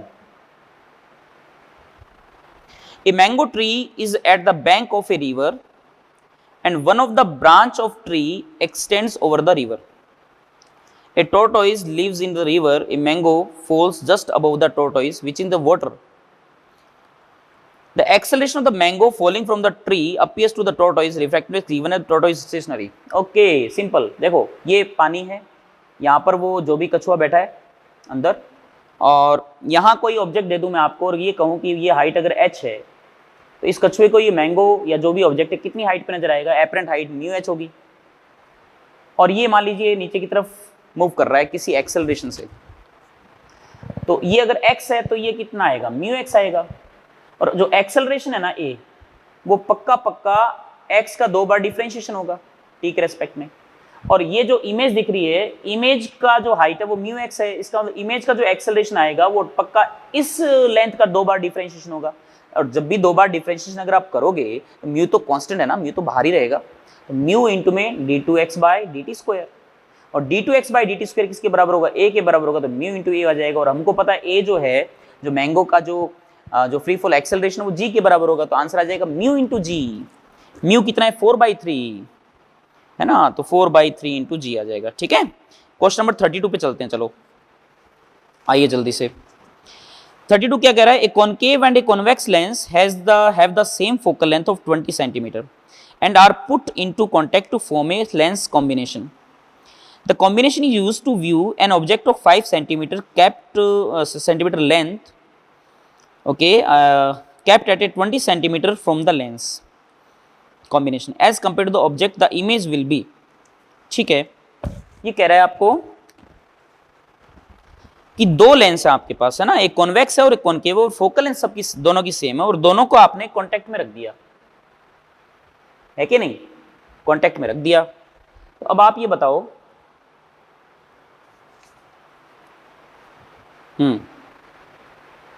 हाँ जी, तो अगर आप effective focal length find out करेंगे तो 1/f1 plus 1/f2। Focal length in दोनों की सेम है, लेकिन एक कॉन्वेक्स है तो पॉजिटिव और एक कॉनकेव है तो नेगेटिव। 1/20 माइनस 1/20 हो जाएगा 0, तो मतलब 1/f की वैल्यू 0 आ गई। देखो तो पैरेलल स्लैब की तरह बिहेव करेगा एक। और अगर आप फॉर्मूला लगाओगे 1/v minus 1/u equals to 1/f object के लिए, तो 1/f की वैल्यू 0, ये 0 रख दोगे यहाँ पर, तो 1/v बराबर आ जाएगा 1/u। देखो है ना इंटरेस्टिंग, इसका मतलब v बराबर u आ गया। ठीक है, v बराबर u। अब ये कॉम्बिनेशन जैसे आपने यूं बना दिया इस टाइप से, ये कॉन्वेक्स मान लो, ये कॉनकेव मान लो, और यहाँ पर ऑब्जेक्ट रखा हुआ आपने, तो ऑब्जेक्ट की जो डिस्टेंस है, जैसे जहाँ से घटना घटेगी यहाँ से घटना घटेगी, इधर ही मेजर करोगे ना, रे तो इधर जाएंगी तो आप इधर मेजर करोगे। तो ऑब्जेक्ट की जो डिस्टेंस है मान लीजिए x है, तो u की जगह क्या रखोगे माइनस का x ना, तो v बराबर आ जाएगा माइनस का x। तो इमेज के लिए v अगर नेगेटिव आता है लेंस या रिफ्रैक्शन में, तो मैंने आपको बताया था इमेज वर्चुअल होती है, तो इमेज कैसी बन रही है वर्चुअल। अब बात करते हैं मैग्निफिकेशन की, तो m बराबर अपन को पता है v/u होता है। v की वैल्यू कितनी है -x, और u की वैल्यू भी कितनी है -x, ये कट जाएगा, कितना आएगा 1।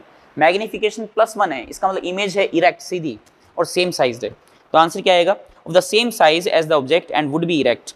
Third option is the correct option बेटा। Question number 37, two lenses each of power has p plus 5 diopter are taken, what distance should be kept between them so that their resultant power obtained is negative। तो ये कह रहा है कि दो lens है और दोनों की पावर 5 डायोप्टर है और अपन से पूछा है कि बताइए उनके बीच में डिस्टेंस कितनी रखें जिससे कि जो रिजल्टेंट पावर है वो नेगेटिव आने लग जाए, है ना, नेगेटिव आने लग जाए। तो ये क्वेश्चन काफ़ी इजी है। क्वेश्चन नंबर ये 37 है बेटा। क्वेश्चन नंबर 37 को कॉन्सेप्ट जो है वो ये है 1/f equals to 1/f1 plus 1/f2 minus D by f1 f2। Okay ठीक है। f अगर मीटर में है, f अगर मीटर में है तो 1/f पावर हो जाएगा, t हो गया 5 प्लस का, ये भी प्लस का 5 हो गया, माइनस डी 1/f1 1/f2, तो ये आ गया 5 and 5 25, ये 1/f आ गया ना। तो 1/f की वैल्यू आ गई यहाँ पर 10 माइनस 25d। अब एक बात बताइए, अगर ये नेगेटिव पावर हो, 1/f जो है कंबाइंड लेंस की पावर ही तो होगी, और ये नेगेटिव होती तो मतलब ये वाली क्वांटिटी लेस देन 0 होना चाहिए ना। तो 10 minus 25d is less than 0, तो 10 इज लेस देन 25d। 5 से काट दो, ये 10 है तो वैसे भी ये 25 को डिवाइड कर दो, एक काम करो, तो d जो है वो मीटर में आ जाएगा, मतलब जो मीटर में जो डिस्टेंस है वो 10/25 मीटर से ज़्यादा होनी चाहिए। और इसको अगर सेंटीमीटर में कन्वर्ट करें 100 से मल्टीप्लाई कर दो, तो 4 आ गया, 40 आ गया ना। 40 सेंटीमीटर से डिस्टेंस क्या होनी चाहिए, ज़्यादा होनी चाहिए, मोर देन 40 सेंटीमीटर। तो लेंस कैसा हो जाएगा, इफेक्टिव लेंस कॉनकेव हो जाएगा और पावर नेगेटिव हो जाएगी। ठीक है, ओके। क्वेश्चन नंबर 39 पे आइए आप। कह रहा है lens made up of different materials forms to image of a point object O as shown in the figure. ठीक है, मटेरियल डिफरेंट ले रखा है तो आपको बताया ही हुआ है कि इमेज फोकल लेंथ अलग अलग हो जाएगी अगर आपने प्रिंसिपल एक्सिस की परपेंडिकुलरली लेंस को अलग अलग काटा हुआ है या मीडियम में रखा हुआ है, अलग अलग मीडियम का बनाया हुआ है। ठीक है, देखो ये लेंस है ना, ऊपर वाले का μ1 है, नीचे वाले का μ2 है। ये ऑब्जेक्ट मान लीजिए या रे मान लीजिए, रे आ रही है इस पे इधर की तरफ, इस पे इधर की तरफ आ रही है। ये रे ज़्यादा बेंड हो गई, इधर की तरफ आ गई, और ये रे इधर की तरफ चलेगी। ठीक है, ठीक है, ये μ1 से बना है, ये μ2 से बना है। तो सीधी सी बात है, ऊपर वाला मीडियम ज़्यादा डेंसर होगा तभी तो डेविएशन ज़्यादा हुआ है। और वैसे भी देखा जाए डेविएशन इसका ज़्यादा है, इसका क्या है, कम है, उतना नहीं है, इसकी तुलना में इसका ज़्यादा है, कम है डेविएशन। और डेविएशन वैसे पता है डेल्टा बराबर h/f होता है। ये हाइट अगर सेम मान लें अपन तो यहाँ से क्लियरली नजर आ रहा है इसमें डेविएशन ज़्यादा है, इसका मतलब इसकी फोकल लेंथ क्या है, ऊपर वाले की कम है, f कम है, इसका डेविएशन कम है, इसका मतलब f क्या है, इसका ज़्यादा है। और f अपन जानते हैं 1/f जो है वो μ माइनस 1/r1 माइनस 1/r2 के बराबर होता है। तो μ जिसका ज़्यादा होगा ना उसका f कम होगा। f कम किसका, इसका है, इसका मतलब इसका μ क्या होना चाहिए, ज़्यादा होना चाहिए। इसका मतलब μ1 इज ग्रेटर देन μ2। करेक्ट, 39 का आंसर आ जाएगा μ1 is greater than μ2, first option.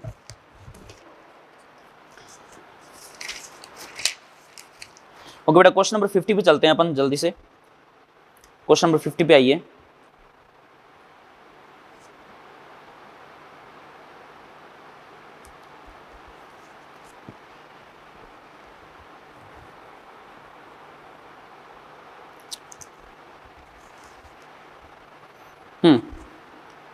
हाँ, एक चीज और है, ठीक है। 44 देखो एक बार जरा। Which one of the following spherical lenses does not exhibit dispersion, the radii of curvature of the surface of the lenses are as given in the diagram. कह रहा है कि कौन सा डिस्पर्जन शो नहीं करेगा। डिस्पर्जन मतलब क्रोमेटिक एब्रेशन किसके अंदर नहीं होगा। अपन को पता है रेड और वॉयलेट के लिए फोकल लेंथ अगर अलग अलग हो जाती है, सीधी सी बात है, उसमें क्रोमेटिक एब्रेशन आ जाएगा। और क्रोमेटिक एब्रेशन आ गया, इसका मतलब डिस्पर्जन हो गया उसके अंदर, सीधी सी बात है। कलर अलग अलग हो जाएंगे, फोकल लेंथ अलग अलग है, तो इसका मतलब डिस्पर्जन उसके अंदर हो गया। तो कह रहा है डिस्पर्जन नहीं होना चाहिए। तो फोकल लेंथ को अगर अपन खत्म ही कर दें, एफ आर और एफ ई जो वो अगर सेटल हो जाए तो सीधी सी बात है कि डिस्पर्जन नहीं हो पाएगा। तो 1/f बराबर μ माइनस 1/r1 माइनस 1/r2 है। अगर अपन इन दोनों को खत्म कर दें तो फिर तो इसका चाहे मल्टीप्लिकेशन कुछ भी हो, फोकल लेंथ फिर वो क्या होगी, मतलब मेरे कहने का मतलब अगर ये वाला दोनों पार्ट अगर एक दूसरे को नलीफाई कर दें, खत्म कर दें, ये जीरो हो जाए, तो 1/f जो है वो जीरो हो गया। इसका मतलब f की वैल्यू क्या हो जाएगी, इन्फिनिटी हो जाएगी। ठीक है, फिर तो डिस्पर्सन का कोई सिग्निफिकेंस ही नहीं, वहाँ पे डिस्पर्स नहीं हो पाएगी। तुम्हारी बात। तो वो आपको यहाँ पर किस केस में मिल रहा है, देखो फर्स्ट में कह रहा है R1 और R2 बराबर नहीं है, R1 R2 बराबर नहीं होंगे तो ये कैंसिल आउट नहीं होंगे। सेकंड में कह रहा है एक तो R और एक इन्फिनिटी, तो एक तो जीरो हो जाएगा 1/R2 और एक में रहेगा R, मतलब इसमें भी हो सकता है। फोर्थ में दोनों ही R है और सेम डायरेक्शन में R, इसका मतलब ये वाला R पॉजिटिव, ये वाला दूसरा वाला R भी पॉजिटिव, इसका मतलब ये वाला पार्ट जीरो हो जाएगा। और फोर्थ वाले केस में एक तो R है एक इन्फिनिटी है, तो मतलब उसमें रहेगा फिर भी, इसका मतलब थर्ड ऑप्शन इसका करेक्ट हो जाएगा बेटा। क्वेश्चन नंबर 50 पे आओ। कह रहा है microscope has an objective focal length 1.5 centimetre, microscope का ऑब्जेक्टिव जो उसके फोकल लेंथ 1.5 सेंटीमीटर है, and an eyepiece of focal length 2.5 centimetre, मतलब दोनों वैल्यू दे रखी है। मैं एक बार बोर्ड साफ कर लूं।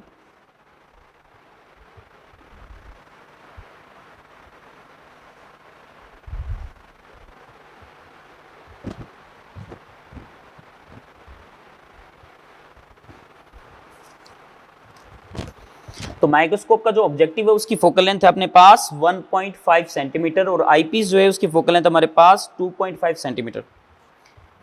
If the distance between objective and eyepiece is 25 centimetre, मतलब आपको ऑब्जेक्टिव और आईपीस के बीच की डिस्टेंस दे रखी है 25 सेंटीमीटर। कह रहा what is the approximate value of magnification produced by the for relaxed eye, relaxed eye मतलब एम इन्फिनिटी वाला केस देखना है। रिलैक्स्ड आई के केस में आपको पता है एम इन्फिनिटी होता है V naught by U naught D by 1/v, zero हो जाता है डी बाय एफ ई, ये फॉर्मूला आता है। हमको एफ ई दे रखा है, डी पता है 25 होता है, वी नॉट और यू नॉट मालूम नहीं है, लेकिन इसमें कुछ और हिंट दे रखा है अपन को, शायद फोकल लेंथ ऑब्जेक्टिव दे रखा है, आईपीएस का दे रखा है, और distance between objective and IPS is 25 centimetre, मतलब ये वाली डिस्टेंस आपको दे रखी है 25 सेंटीमीटर है। ठीक है, ओके। रिलैक्स्ड आई के केस में आपको पता होना चाहिए कि जो ये आईपीस है और ये ऑब्जेक्टिव है, रिलैक्स्ड आई के केस में जो इसकी जो इमेज बनती है ना वो इसके फोकस पे बननी चाहिए। इमेज रियल होती है, इन्वर्टेड होती है, मतलब ये वाली डिस्टेंस जो है, ये तो पता ही है आईपीस की फोकल लेंथ 2.5 सेंटीमीटर, तो ये डिस्टेंस 2.5 सेंटीमीटर हो गई, समझ रहे हो ना बात को। तो ये 2.5 सेंटीमीटर, तो रिमेनिंग जो बचेगी ये वाली, ये 25 माइनस 2.5 होगी। 25 माइनस 2.5 कितना होगा, 22.5 सेंटीमीटर ये डिस्टेंस। इसका मतलब जो ऑब्जेक्ट है ना वो कहीं ना कहीं यहाँ पे रखा होगा, ये डिस्टेंस पता नहीं है अपन को, ये यू नॉट होगी डिस्टेंस, और ये वी नॉट तो पता लगी गया 22.5 है। तो आपको इस लेंस के लिए फॉर्मूला लगा करके यू नॉट की वैल्यू निकालनी पड़ेगी। तो फॉर्मूला लगाते हैं, चलो 1/v आ जाएगा प्लस का 2.5 वही प्लस का, माइनस 1/u, यू आ जाएगा बेटा माइनस का यू नॉट, इधर है ना इंसिडेंट रे के अपोजिट, बराबर 1/f नॉट, एफ नॉट कितना आएगा 1.5। ठीक है, ये आ गया प्लस, तो 1/u नॉट की वैल्यू देखो कितनी आई, 1/1.5 माइनस 1/22.5। तो यहां से आप एलसीएम ले लीजिए, 22.5 इंटू 1.5, ऊपर आ जाएगा 22.5 माइनस 1.5, तो 22.5 माइनस 1.5 कितना बचेगा आपके पास, 21 है ना। ओके, तो ये 1/u नॉट की वैल्यू आ गई। तो अब ये वैल्यू यहाँ रख देंगे अपन, देखो m इन्फिनिटी बराबर वी नॉट की वैल्यू कितनी है, 22.5 ही तो है वी नॉट की वैल्यू, इनटू में 1/u नॉट की वैल्यू हम निकाल चुके हैं यहाँ पर, ये डायरेक्ट रख दो, 1/u नॉट की वैल्यू है 21 अपॉन में 22.5 1.5 आ गया, इनटू में कैपिटल डी कितना 25 है और एफ ई कितना है 2.5 है, देखो एफ ई की वैल्यू 2.5 है, तो 22.5 से तो 22.5 कट गया। अच्छा ये पॉइंट ये जीरो ऊपर ले जाओ, तो ये 25 से 25 कट गया, ये 10 आ गया। ठीक है, यहां से जीरो और एक पर ले जाओ, 3 से काट दो 5, ये 70, 5 से काट दो 2, तो ये आ गया 140। तो मैग्नीफाइंग पावर कितना आ गया 140 आ गया, है ना, आ गया। देखो नेक्स्ट क्वेश्चन क्या कह रहा है, पढ़ो। A simple telescope consisting of an objective of focal length 60 centimetre, objective lens जो है उसकी फोकल लेंथ आपको 60 सेंटीमीटर दे रखी है। A single eye lens of focal length 5 centimetre is focused on a distant object in such a way that parallel rays emerge from the eye lens. If the objects, अच्छा ठीक है, that parallel rays emerge from the eye lens, मतलब infinity वाला case सही है. Eye lens से अगर raise parallel emerge हो रही है, इसका मतलब हमको फाइनल इमेज कहाँ पे देखनी है? इन्फिनिटी पे देखनी है. समझ रहे हो? क्योंकि आईपीस से अगर रेज, अगर आईपीस के सामने अगर जो ऑब्जेक्ट है, जो कि ऑब्जेक्टिव का जो इमेज है, वो अगर फोकस पे बने उसके, तो इसका मतलब उससे रेज जो आएंगी आफ्टर रिफ्रैक्शन फ्रॉम आईपीस, वो रेज पैरेलल जाएंगी, तो फिर अपन को वो इन्फिनिटी पे दिखेगी आई को. याद है ना? If the object subtend an angle of 2 degree at the objective, the angular width of the image is, very good, angular width of the image पूछी है आपसे. तो मैग्नीफाइंग पावर जो होता है वो अपन को पता है थीटा बाय थीटा नोट होता है, और थीटा नोट यहाँ पर 2 डिग्री है, क्योंकि ऑब्जेक्ट जो है वो ऑब्जेक्टिव लेंस पर जो एंगल सबटेंड करता है अल्फा, याद करो आप, या थीटा नोट, तो जो मैंने बताया था वो थीटा नोट वही है, ये 2 डिग्री सबटेंड कर रहा है, और अपन से थीटा की वैल्यू पूछी है कितनी है. थीटा की वैल्यू अपने पास तब आएगी जब आपके पास m हो. m मैग्नीफाइंग पावर है, और m मैग्नीफाइंग पावर क्या होता है भैया? m बराबर f नोट बटा f e, है ना? f नोट कितना बेटा? 60, और f e कितना देर का? 5 देर का. आपको कितना आ गया? 12. 12 यहाँ रख दोगे, 12 बटा 2 कितना आएगा? सॉरी 12 आ गया ना, 12 इंटू 2 24, तो 24 डिग्री इसका आ जाएगा बेटा एंगुलर विड्थ. ठीक है, तो ये भी आसान हो गया. क्वेश्चन नंबर 52 पे चलते हैं. An astronomical telescope having an objective of focal length 100 cm is focused on the moon. Find the distance through which the eyepiece should be pulled back to focus on an object situated at a distance 80 meter from the objective. ये कह रहा है एक telescope है, और इसको, उसकी जो ऑब्जेक्टिव लेंस है ना, FO जो है, वो आपका 100 सेंटीमीटर दे रखा है बेटा, और मून को फोकस कर रहा है. अब कह रहा है find the distance through which the eyepiece should be pulled back to focus an object situated at an distance 80 metre from the objective. Moon पे अगर है ना, तो रेज कैसे आएंगी? पैरेलल आएंगी. ठीक है, इसका फोकस जो यहां पर है, तो ये इमेज 100 सेंटीमीटर में बनेगी, और ये आई पीस है. आई पीस को आपने FE डिस्टेंस पे रखा हुआ है, तो इमेज यहां पे बनी ना, इमेज इस तरीके से बने ताकि ये इसकी फोकस, इसके फोकस पे बन जाए. अब ये कह रहा है कि अगर आपने एक ऑब्जेक्ट है जो कि 80 मीटर डिस्टेंस पर है, यहां से कितना मीटर पर है? 80 मीटर डिस्टेंस पर है. अच्छा, 80 मीटर पे डिस्टेंस पे जो ऑब्जेक्ट होगा, क्या वो इसके फोकस पे, एग्जैक्टली फोकस पे इमेज बनेगी क्या? नहीं, फोकस से जस्ट दूर बनेगी, हल्की सी फोकस जस्ट दूर. ठीक है, तो फोकस से जस्ट दूर बनेगी. वो कितना दूर बनेगी? वो जो भी है, इसका फोकस यहाँ पे f नोट है, फोकस से जस्ट थोड़ा सा दूर बनेगी. ये डिस्टेंस अगर हमारे पास आ जाए, तो हमको क्या करना है? आई पीस को इसके फोकस पे बनाना है ना. इसका मतलब ये डिस्टेंस तो f ही है ना, इसका मतलब हमको आई पीस को ही तो पीछे शिफ्ट करना पड़ेगा. और कितना शिफ्ट करना पड़ेगा? x, ताकि आई पीस के फोकस पे आ जाइए. तो अल्टीमेटली हमें फाइंड आउट क्या करना है? हमें फाइंड आउट करना है कि जब आपने 80 मीटर डिस्टेंस पे रखा, तो इसकी इमेज बन कहाँ रही है, वो देखो. तो देखो, इस लेंस के लिए फॉर्मूला लगाओगे तो 1/v, 1/v मतलब इसके लिए जो इमेज बन रही है ना, वो डिस्टेंस, इतनी डिस्टेंस बन रही है, v निकालना है हमें, -1/u, u आ जाएगा बेटा माइनस का 80 मीटर है ये. ठीक है, मीटर तो मीटर में रहने देते हैं, चलो, बराबर 1/f. f इसका फोकल लेंथ कितनी है? 100 सेंटीमीटर है. 100 सेंटीमीटर कितना होता है? 1 मीटर होता है. ये तो 1 प्लस हो गया, तो 1/v बराबर आ गया 1 - 1/80.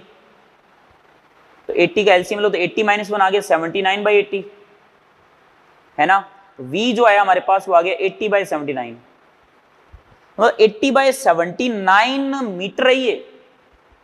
अच्छा, पहले ये कितना था? ये 100 सेंटीमीटर, तो 1 मीटर था. ये पहले 1 मीटर पे था, और अब अपन को इमेज मिल रही है 80/79. इसका मतलब कितना एक्स्ट्रा जो शिफ्टिंग हुई है वो देखो. 80/79 - 1 मतलब 80/79 1/79 मीटर, मतलब 1/79 मीटर आपको शिफ्ट करना पड़ेगा हल्का सा. और इसको 100 से मल्टीप्लाई कर देंगे तो सेंटीमीटर में आ जाएगा अपने पास. तो आंसर इज 100/79 सेंटीमीटर. अच्छा क्वेश्चन था, प्यारा क्वेश्चन था. क्वेश्चन नंबर 53 देखो. An observer looks at a tree of height 15 meters with telescope of magnifying power 10। अब ट्री को देख रहा है जिसकी हाइट है 15 मीटर और उसको एक मैग्नीफाइंग पावर 10 के एक टेलीस्कोप से आप देख रहे हो। To him the tree appears 10 times large, taller, 10-15 times taller. आपको ये तो पता ही है जो मैग्नीफाइंग पावर कैपिटल एम होती है वो थीटा का रेशियो होता है, हाइट का रेशियो नहीं होता। तो यहाँ पे टॉलर वाला तो आंसर दे ही मत देना, ठीक है। और मैग्नीफाइंग पावर का मतलब m जो कि अपने पास 10 है वो एक्चुअली में किसका रेशियो होता है? थीटा बाय थीटा नॉट का, ठीक है। तो थीटा बाय थीटा नॉट, और थीटा क्या होता है बेटा? एंगल होता है, विजुअल एंगल। आपको याद होगा जब हम इमेज बनाते थे तो मैंने आपको बताया था ना कि एक्चुअली में जो ऑब्जेक्ट है ना उसकी जो भी इमेज दिखती है वो इमेज ऑब्जेक्ट के जस्ट पीछे दिखती है। तो एक्चुअली में ये देखो, अगर ये यहां पर है तो एंगल कम बनाएगा हमारी आंख पे, और जो पास आ गए तो एंगल ज्यादा बना रहा है। एंगल का ही तो रेशियो होता है। लेकिन पास बना रहा है तो टेलीस्कोप क्या करता है? एक्चुअली में उस चीज को पास ले आता है, पास ले आता है, लेकिन दिखाएगा यहां नहीं, दिखाएगा वहीं एक्चुअल में देखा जाए तो, ठीक है, दिखाएगा वहीं। अगर मैं जैसे आप ये कह सकते हो जैसे कोई बहुत दूर कोई स्टार है, कोई ऑब्जेक्ट है, जैसे ये ऑब्जेक्ट बहुत दूर है, एंगल बहुत कम बना रहा है। अब अगर एंगल ये ज्यादा बना रहा है इसका मतलब ये हो गया कि ये पास आ गया। उस केस में ये क्या हो गया? ये पास आ गया, ऑब्जेक्ट वही है, ये पास आ गया। थीटा का रेशियो होता है बेटा थीटा बाय थीटा नॉट,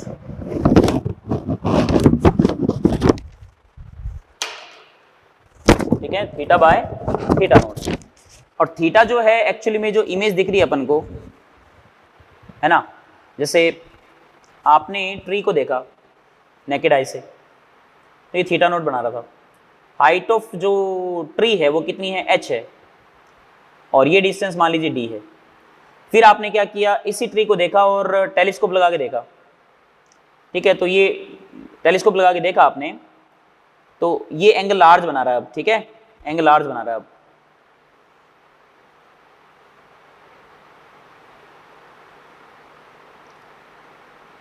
अब ये थीटा है, डिस्टेंस होगी ये डी डैश मान लो, हमारी आंख को ऐसा लग रहा है, ठीक है। तो एक्चुअली में वही होता है, लेकिन ये पास आ जाता है, पास आ जाता है, क्योंकि इसकी इमेज अब ना अपन को ऐसा कुछ दिखती है। देखो ये इमेज दिख रही है यहाँ पर, तो थीटा लार्ज एक्चुअली में देखा जाए तो थीटा लार्ज बन गया, तो ये पास आ गया। अपन को ऐसा लग रहा है क्योंकि हमको दिख क्या रहा है? यही दिख रहा है, एक्चुअली में देखा जाए यही दिख रहा है ना, यही उसी साइज का वही चीज दिख रही है। हाइट इसकी h है। अब अगर थीटा की बात करें यहाँ पर तो देखो थीटा नॉट तो आ जाएगा हमारे पास, कितना? थीटा नॉट तो आ गया हमारे पास h/d, ध्यान से देखना। और जो थीटा है ना वो किसके बराबर आ गया? h/d dash. ये h से h कट गया तो ये जो 10 बराबर कितना आ गया? d ऊपर चला गया और d डैश नीचे आ गया, तो d डैश की वैल्यू कितनी आ गई? d/10। इसका जो इमेज है ना वो अपन को पास नजर आ रही है, 10 टाइम्स जो है ना वो नजदीक नजर आ रही है बेटा, नियरर। अच्छा क्वेश्चन है ये। क्वेश्चन नंबर 56 पे आइए। The angular resolution of a 10 centimetre diameter telescope at a wavelength of 5000 angstrom is of the order of. Angular resolution पूछा बेटा, ठीक है। ये रेडियन में दे रखा ना, तो इसका मतलब रिजोल्विंग लिमिट पूछी आपसे, रिजोल्विंग पावर नहीं, रिजोल्विंग लिमिट। और आपको याद करो आप, रिजोल्विंग लिमिट कितनी थी? 1.22 λ/a बराबर थीटा। ये भी वेव ऑप्टिक्स का पार्ट है। लैम्डा आपको गिवन है कितना? 5000 एंगस्ट्रॉम रख दो। डायमीटर गिवन है a 10 सेंटीमीटर मीटर में रख दो और आपके पास थीटा आ जाएगा। रेडियन के अंदर आएगा थीटा, ध्यान रखना, ठीक है। यहाँ से बेटा आप ये कैलकुलेट कर सकते हो वैल्यू रख करके। 57 देखो आप जरा। A terrestrial telescope is made by introducing an erecting lens of focal length f between the objective and eyepiece lens of an astronomical telescope. This causes the length of the telescope tube to increase by an amount equals to। अब एक चीज देखो, आप याद करो telescope वाला जो part पढ़ाया था उस चीज पर एक बार थोड़ा गौर करो, ठीक है। देखो ऑब्जेक्टिव होता था, आई पीस होता था। ऑब्जेक्टिव से लाइट रेज आई, फोकस में मिलती थी, इमेज बनती थी छोटी सी, फिर वो जो इमेज होती थी वो ऑब्जेक्टिव के लिए, आई पीस के लिए ऑब्जेक्टिव काम करती थी और वो एफ ई डिस्टेंस पे होती थी और हमें इमेज दिखती थी, ठीक है। इमेज इन्वर्टेड होती थी, उल्टी दिखती थी। अब ये कह रहा है कि हमें बीच में ऐसा कोई लेंस लगाना है जो कि उस इमेज को सीधा कर दे। क्या ऐसा हो सकता है? जरूर हो सकता है। कैसे? देखो लेंस लगा दिया, ऑब्जेक्टिव लेंस, इमेज कहाँ बन गई? इसके फोकस पर। फिर यहाँ पर है ना साइड में, यहाँ पर एक ऐसा लेंस लगा दो जिसकी फोकल लेंथ f है, उस लेंस के ये 2f पर आ जाए, तो हमें पता है 2f पर अगर ऑब्जेक्ट होगा तो इमेज भी 2f पे बनती है, इन्वर्टेड हो जाती है, तो ये जो उल्टी बनी थी वो सीधी बन जाएगी, 2f 2f 4f हो गया ना, वो इमेज सीधी बन गई। फिर आगे आईपीस ले लेंगे वही एफ डिस्टेंस पर, तो इसका मतलब डिस्टेंस का फर्क कितना आएगा, इमेज उल्टी की सीधी बन जाएगी लेकिन डिस्टेंस का फर्क कितना आ जाएगा, 4f का आ जाएगा। तो जो ट्यूब लेंथ है ना वो 4f जो है वो डिस्टेंस इंक्रीज हो जाएगी बेटा, ठीक है। चलिए तो ये था रे ऑप्टिक्स का पार्ट।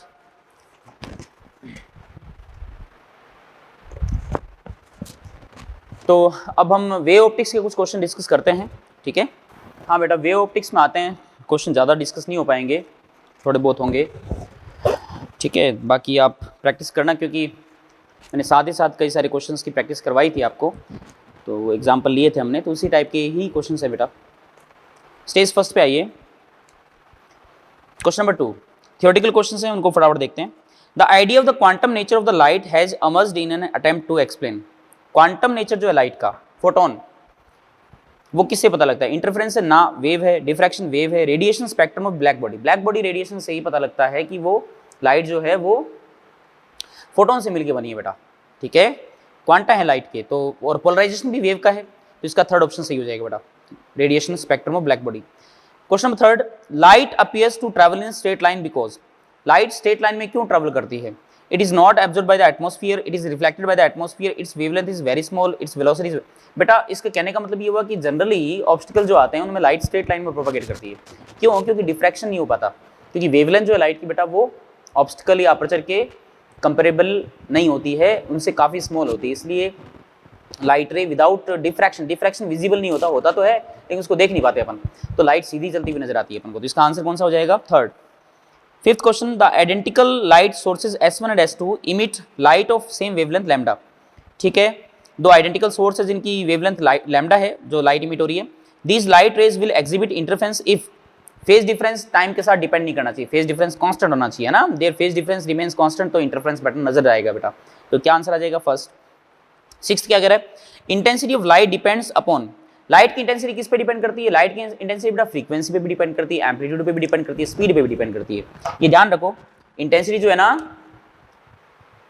वो फ्रीक्वेंसी पे डिपेंड करती है स्क्वायर के, एम्पलीट्यूड के स्क्वायर के ऊपर डिपेंड करती है, वेलोसिटी पे भी डिपेंड करती है, तो इसका आंसर जो है वो क्या आ जाएगा, वेलोसिटी यस, वेवलेंथ भी यस, फ्रीक्वेंसी भी यस, एम्पलीट्यूड भी, चारों ही आंसर सही हैं भाई इसके, है ना, चारों ही सही आंसर हैं।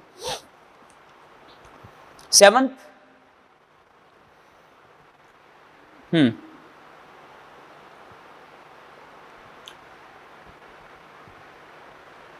वेलोसिटी पर डिपेंड करती है, ठीक है, क्योंकि वैसे v बराबर एफ लैम्डा लिखा जा सकता है, यहाँ पर लैम्डा है, वेवलेंथ है, तो वेवलेंथ भी आ जाएगी फिर उस केस में, ठीक है ना, तो वैसे ठीक हैं, सारे ही सही हैं वैसे तो, है ना। क्वेश्चन मतलब इम्प्रॉपर है, इतना ज़्यादा मतलब बेटर क्वेश्चन नहीं है, क्योंकि ये क्वेश्चन गड़बड़ हो गया ना, डिपेंड्स अपॉन, तो वेलोसिटी, एम्पलीट्यूड, फ्रीक्वेंसी ये तो सही है, वेवलेंथ को आप ये कह सकते हो फ्रीक्वेंसी और स्पीड को फिक्स कर दिया जाए तो वेवलेंथ भी फिक्स हो गई, या ये कहो कि वेवलेंथ फिक्स कर दें तो v और f को चेंज करें तो फिर वो v और f पर डिपेंड कर जाएगा, है ना, ठीक है। तो इसमें वेलोसिटी ठीक है, ठीक है, और वेलोसिटी फिक्स कर दें तो v बराबर एफ लैम्डा हो जाएगा, एफ क्यूब इंटू लैम्डा हो गया, फिर एफ और लैम्डा दोनों पे डिपेंड करेगा, है कि नहीं है, तो इसमें चारों ही ठीक है। Seventh, in the interference pattern energy is, interference में जो एनर्जी है क्या वो डिस्ट्रॉय होती है, क्या वो क्रिएट होती है, नहीं, एनर्जी कंजर्व रहती है, मैक्सिमम बनता है ना तो वहाँ पर एनर्जी शिफ्ट हो जाती है एक तरीके से, और मिनिमा में एनर्जी कम हो जाती है, तो मिनिमा से एनर्जी जो है वो शिफ्ट हो गई किसमें, मैक्सिमा में, तो क्या आंसर आ जाएगा, conserved but it is redistributed, okay. Question number 13 पे आओ, which of the following phenomena is not explained by Huygens construction of wave front, तो Huygens construction of wave front में कौन सा फिनोमेना जो है इसको सेटिस्फाई नहीं करता है, एक्सप्लेन नहीं करता है, रिफ्रैक्शन करता है जी, रिफ्लेक्शन करता है जी, डिफ्रैक्शन ये भी वेव का ही पार्ट करता है, origin of spectra black body radiation नहीं करता, क्वांटा है वो, क्वांटम फिजिक्स का पार्ट आ गया वो, उसमें नहीं करेगा। 14th क्या कह रहा है, 4 waves are expressed as, 14th में y1 equal to a1 sin 2 omega T, y2 equal to a2 sin omega T, y3 equal to a3 cos omega T, y4 equal to a4 sin omega T plus pi by 3। Interference किस किस के बीच में possible? सीधी सी बात है, interference के लिए भैया phase difference constant होना चाहिए। फेज डिफरेंस कांस्टेंट होने के लिए फ्रीक्वेंसी और वेवलेंथ सेम होनी चाहिए, ओमेगा सेम होना चाहिए। तो देखो सेकंड और थर्ड में ओमेगा सेम है ना, इंटरफेरेंस पॉसिबल है। फोर्थ में भी पॉसिबल है, तो सेकंड थर्ड और फोर्थ इनके बीच में करवा दो, पॉसिबल ही पॉसिबल है। फर्स्ट की फ्रीक्वेंसी डबल है, 2 ओमेगा है ना, तो उसमें पॉसिबल नहीं है। बाकी कॉम्बिनेशन आप देख सकते हो बेटा। 16 पे आओ।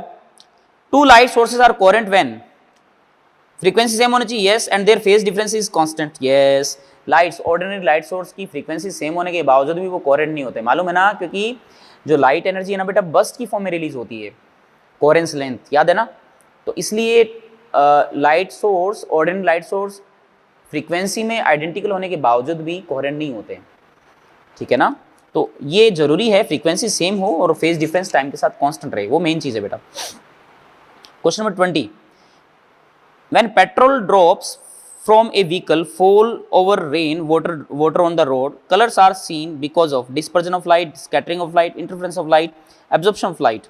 बेटा ये टॉपिक जो आपके सिलेबस में वैसे नहीं है, एनसीईआरटी के अंदर मेंशन नहीं है, ठीक है, लेकिन समय है, चलो अभी इसको बोलते हैं थिन फिल्म इंटरफेरेंस। जब भी लाइट है ना, एक पतली फिल्म ट्रांसपेरेंट मीडियम की फिल्म पर इंसिडेंट होती है ना, तो उसमें कलर शो होता है अपन को। आपने गौर किया होगा, जैसे आप सोप बबल बना रहे हो, बबल बनाते हो तो उसमें कलर दिखते हैं अपन को। पेट्रोल की एक पतली लेयर अगर ग्राउंड पे गिर गई, उसको पोंछा लगा दिया आपने, तो उसमें भी कलर दिखता है अपन को ना। वो सारा कमाल इंटरफेरेंस का है। रिफ्लेक्शन वाला जो इंटरफेरेंस है उसको मैं थोड़ा सा एक्सप्लेन करूं। देखो ये पतली फिल्म है, पतली होनी बहुत जरूरी है, मोटी होगी ना तो उसमें इंटरफेरेंस नहीं दिखेगा, क्योंकि लाइट जो है ना, सनलाइट आ रही है या सिंपल लाइट है, ऑर्डिनरी सोर्स से लाइट आ रही है, वो बस्ट की फॉर्म में आती है, तो उसको लेंथ को अपन बोलते हैं कोहेरेंस लेंथ। और कोहेरेंस लेंथ जो होती है ना, वो लगभग ये मान के चलो माइक्रोमीटर के आसपास की होती है या उससे थोड़ी सी बड़ी, तो उसी विड्थ की होनी चाहिए ये एक ट्रांसपेरेंट फिल्म ली है मैंने, पतली एक प्लेट मान लो आप, लेकिन इसकी जो थिकनेस है ना वो इसी के कंपेरेबल होनी चाहिए कोहेरेंस लेंथ के। बस्ट की फॉर्म में के टुकड़े होते हैं, ये वेव के टुकड़े होते हैं, ये टुकड़ा पीछे जा रहा है, फिर एक टुकड़ा आया, तो जो इंटरफेरेंस है ना इन दोनों के बीच में नहीं हो सकता, क्योंकि डेफिनेट फेज रिलेशन नहीं है। तो इसी टुकड़े के ही वेव को तोड़ करके आपस में करवा सकते हो आप। जैसे टुकड़ा आया, यहाँ पर आया, इसका कुछ पार्ट यहाँ से रिफ्लेक्ट हो गया, जो रिफ्लेक्ट होगा ना, तो आपको पता है रिफ्लेक्शन रेयरर से डेंसर में हुआ है, तो पाई का फेज डिफरेंस आ गया इसके अंदर, और कुछ पार्ट इसी वेव का अंदर जाएगा, फिर वापस रिफ्लेक्ट होगा। तो ये डेंसर से रेयरर में रिफ्लेक्शन हुआ है, तो इसमें कोई फेज डिफरेंस नहीं आएगा, जीरो का फेज डिफरेंस आएगा। फिर ये लाइट रिफ्रैक्ट हो जाएगी, रिफ्रैक्ट होगी तो रिफ्रैक्शन में कोई फेज डिफरेंस नहीं होता, फेज डिफरेंस केवल रिफ्लेक्शन में होता है। रेयर से डेंसर में जब जाती है तो रिफ्लेक्शन होता है, तो पाई का फेज डिफरेंस आता है। डेंसर से रेयर में जब जाती है तब रिफ्लेक्शन होता है, तो जीरो का फेज डिफरेंस आता है। तो देखो ये लाइट आई, ये रेयर है, ये डेंसर है, तो रिफ्लेक्शन हुआ, तो पाई का फेज डिफरेंस आ गया। इसमें कितने का आ गया? पाई का आ गया इस वाले में। और ये लाइट अंदर गई, रिफ्लेक्शन हुआ, कोई फेज डिफरेंस नहीं है, वापस रिफ्लेक्शन हुआ, यहाँ से जीरो का फेज डिफरेंस आ जाएगा। ये लाइट वापस बाहर आएगी तो जीरो का है। तो इन दोनों रे के बीच में इंटरफेरेंस हो सकता है, इन दोनों के बीच में इंटरफेरेंस होगा, इनमें एक्स्ट्रा फेज डिफरेंस कितना का आ गया? पाई का आ गया। मैंने आपको बताया था पाई बोले तो अपोजिट, सेम फेज, अपोजिट है, इसका मतलब कंस्ट्रक्टिव इंटरफेरेंस के लिए जो रिलेशन होता है ना पार्ट डिफरेंस का, वो 2n-1 λ/2 वाला हो जाएगा, और डिस्ट्रक्टिव के लिए n लैम्डा हो जाएगा। अब बात आती है पार्ट डिफरेंस की। तो अगर ये नॉर्मल इंसिडेंस हुआ ना, लगभग यूं सीधी आई है वेव, तो ये लाइट यूं चली गई और ये लाइट अंदर गई, फिर वापस आई, फिर यूं गई, तो ये बताओ इस मीडियम के अंदर कितना चली है? टी चली और टी चली, 2t चलेगी ना। तो इसका इफेक्टिव एयर के अंदर जो लेंथ होगी वो कितनी होगी? जिसको बोलते हैं ऑप्टिकल लेंथ, 2μt, है ना। तो इस रे और इस रे के बीच में जो पार्ट डिफरेंस है 2μt का आया। तो कंस्ट्रक्टिव इंटरफेरेंस करवाना है तो 2μt को किसके बराबर रखना है? 2n-1 या 2n+1 λ/2 के बराबर। समझ आई बात? ये तो ये इंटरफेरेंस का एग्जांपल है। तो 20 का आ गया थर्ड। 21 भी वही 100 बबल वाला, वो भी इंटरफेरेंस का हो जाएगा। 22 ये जो थिन फिल्म है इसकी थिकनेस कितनी होनी चाहिए? माइक्रोमीटर की, क्योंकि ये बस्ट की फॉर्म में एनर्जी आ रही है बेटा, ठीक है। तो इसी टुकड़े को ही तोड़ करके उन्हीं के बीच में आपस में इंटरफेरेंस करवाना होता है, इसलिए माइक्रोमीटर रेंज के आसपास होना चाहिए। क्वेश्चन नंबर 26 पे आइए। कह रहा है कि YDSC एक्सपेरिमेंट है इंटरफेरेंस पैटर्न आपको दिख रहा है, वेवलेंथ आपको दे रखी है। A point P on the screen, third dark fringe is formed, then the path difference S1P minus S2P। तो दोनों जो स्लिट थी ना उसके बीच में पाथ डिफरेंस की, थर्ड क्या है, थर्ड डार्क फ्रिंज है। तो third dark fringe, first dark fringe के लिए पाथ डिफरेंस होना चाहिए λ/2, सेकंड के लिए 3 λ/2 और थर्ड के लिए 5 λ/2। तो पाथ डिफरेंस कितना आ जाएगा, डेल्टा x बराबर 5 λ/2। लैम्डा गिवन है ना आपको 6000, रख दो, सॉल्व कर लो। 28 देखो, YDSC एक्सपेरिमेंट दे रखा है, मैक्सिमम इंटेंसिटी इज I0, ठीक है। When one slit is close the intensity becomes, तो YDSC के अंदर मैं आपको कहूं कि एक स्लिट की इंटेंसिटी I है, एक स्लिट की इंटेंसिटी I है, तो बताइए स्क्रीन पर जो इंटेंसिटी मिलती है उसको मैं I डैश लिख दूंगा, तो वो आ जाएगी 4I cos स्क्वायर डेल्टा 5/2। सही लिखा है। और ये जो 4I है ना, ये मैक्सिमम इंटेंसिटी जिसको इसने I0 नाम दिया है, 4I जो है वो I0 के बराबर। अब ये कह रहा है कि एक स्लिट को क्लोज कर दें तो क्या इंटरफेरेंस होगा, नहीं होगा ना, फिर ये लाइट पहुंचेगी तो I इंटेंसिटी की पहुंचेगी यहाँ पर। इसका मतलब हमसे I की वैल्यू पूछिए, I बराबर कितना आ जाएगा, I0/4, खत्म। ठीक है। क्वेश्चन नंबर 32 पढ़ो। In a certain double slit experiment arrangement, interference fringes of width 1.0 mm each are observed when light of wavelength 5000 angstrom is used, keeping the setup unaltered. If the source is replaced by another of wavelength 6000 angstrom, the fringe width will be, बेटा fringe width होती है lambda capital D by small D. ये कह रहा है arrangement जो है वो चेंज नहीं किया, इसका मतलब कैपिटल डी भी चेंज नहीं किया, स्मॉल डी भी चेंज नहीं किया। इसका मतलब beta is proportional to lambda, β1 by β2 बराबर λ1 by λ2। β1 दे रखा है, λ1 दे रखा है, λ2 दे रखा है, β2 निकाल लो। Question number 37, in YDSC performed with white light, separation between the slits is D and the screen is at a distance capital D is very greater than small d from the slits at a point on the screen directly in front of the one of the slit. Some of the missing wavelengths are, missing wavelength मतलब वहां पर dark fringe बन रही है ना, वो wavelength, particular wavelength के लिए वहां पर कैसी बने, डार्क फ्रिंज बने। डार्क फ्रिंज बनेगी तो अपन को वो लाइट वहां पे दिखेगी नहीं बेटा। तो डार्क फ्रिंज बनने के लिए वहां पर आप कंडीशन देखो, और एक स्लिट के आगे अपन से पूछा है, बहुत ही प्यारा सा क्वेश्चन है, देखो ये मिसिंग वेव्स होनी चाहिए यहां पर, ठीक है, वेवलेंथ की बजाय वेव्स होनी चाहिए। तो यहां पर ये S1 है, ये S2 है, और किसी भी एक स्लिट के आगे यहां पे देख लो, यहां पर मैं कह रहा हूं कि मुझे डार्क फ्रिंज लानी है, ये D है ना, और ये कितना हो गया D/2। तो y की वैल्यू D/2 है। डार्क फ्रिंज बनाने के लिए शर्त क्या होती है, y बराबर 2n - 1 है ना, lambda capital D/2 small d, यही होता है ना y की वैल्यू डार्क फ्रिंज के लिए। और y की वैल्यू कितनी रखनी है अपन को डार्क फ्रिंज के लिए, D/2, जस्ट सामने बनाना है अपन को। तो यहां से अपन को लैम्डा की वैल्यू पूछी, लैम्डा की वैल्यू क्या होनी चाहिए, तो लैम्डा की वैल्यू यहां से देखो कितनी है, 2 से 2 कट गया, d को इधर ले जाओ, d² bye 2n - 1 capital D, देखो आ गया। अब n की वैल्यू 1 रखो, n की वैल्यू 1 रखोगे तो लैम्डा की वैल्यू कितनी आएगी, d² by capital D। n की वैल्यू 2 रखो तो 3d आ जाएगा, 3 रखोगे तो 5d आ जाएगा, ठीक है। तो कौन सा आंसर सही हो जाएगा, फर्स्ट।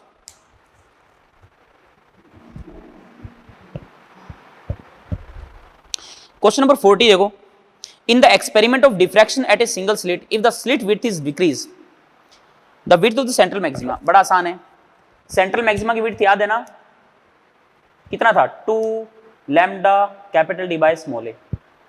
और अगर आप स्लिट विड्थ को डिक्रीज करोगे तो सेंट्रल मैक्सिमा की विड्थ क्या हो जाएगी, इंक्रीज हो जाएगी। तो आसान है बेटा ये तो।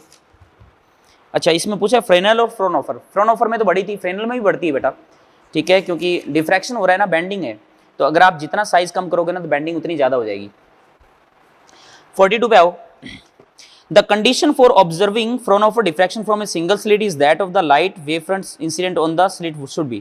Fraunhofer diffraction जो है ना, उसमें जो आप जो वेवफ्रंट लेते हो वो वेवफ्रंट बेटा सोर्स कहाँ होना चाहिए, इन्फिनिटी पे होना चाहिए। तो वेवफ्रंट कैसा आएगा, प्लेन वेवफ्रंट आएगा। तो इसका आंसर क्या आ जाएगा, प्लेन। ये जब बताया था आर्टिकल तब मैंने आपको ये चीज एक्सप्लेन की थी। 45th को देखो, the radius of the variable circular aperture is increased from 0 onward. A beam of monochromatic light is made incident on it, the intensity of light on the screen will be। अच्छा, circular aperture, Fraunhofer diffraction मैंने circular aperture के लिए बताया था आपको कि सामने screen पर इंटेंसिटी पैटर्न ऐसा मिलता है, और मिनिमा के लिए साइन थीटा बराबर 1.22 लैम्डा बाई ए के बराबर होता है। ठीक है, अगर आप इस साइज को ए को अगर आप मतलब पहले ए 0 था और 0 से ए को बढ़ा रहे हो, बढ़ाओगे तो थीटा की वैल्यू डिक्रीज होगी, तो मिनिमा जो है ना वो नीचे आ रहा है, मतलब ये जो साइज है ना इसका वो कम होता जाएगा। ठीक है, ब्राइट जो सेंट्रल ब्राइट जो सर्कल बनेगा ना उसका साइज कम होता जाएगा। और ये लेकिन ये कह रहा है a beam of the monochromatic light is made incident on it, the intensity of light on the screen will be. तो यहां पर अगर मैं कोई पॉइंट ले लूं, उस पॉइंट पे बताओ जरा इंटेंसिटी पे क्या इफेक्ट पड़ेगा। तो इंटेंसिटी डेफिनेटली क्या होगी, चेंज होगी ना, continuously increase and decrease alternatively. ऐसा क्यों, क्योंकि आपको पता है सामने फ्रंट पे देखने पर, मैंने आपको जैसे बताया था, सामने फ्रंट पे देखने पर आपको सर्कल दिखता है, फिर रिंग्स दिखती हैं बेटा।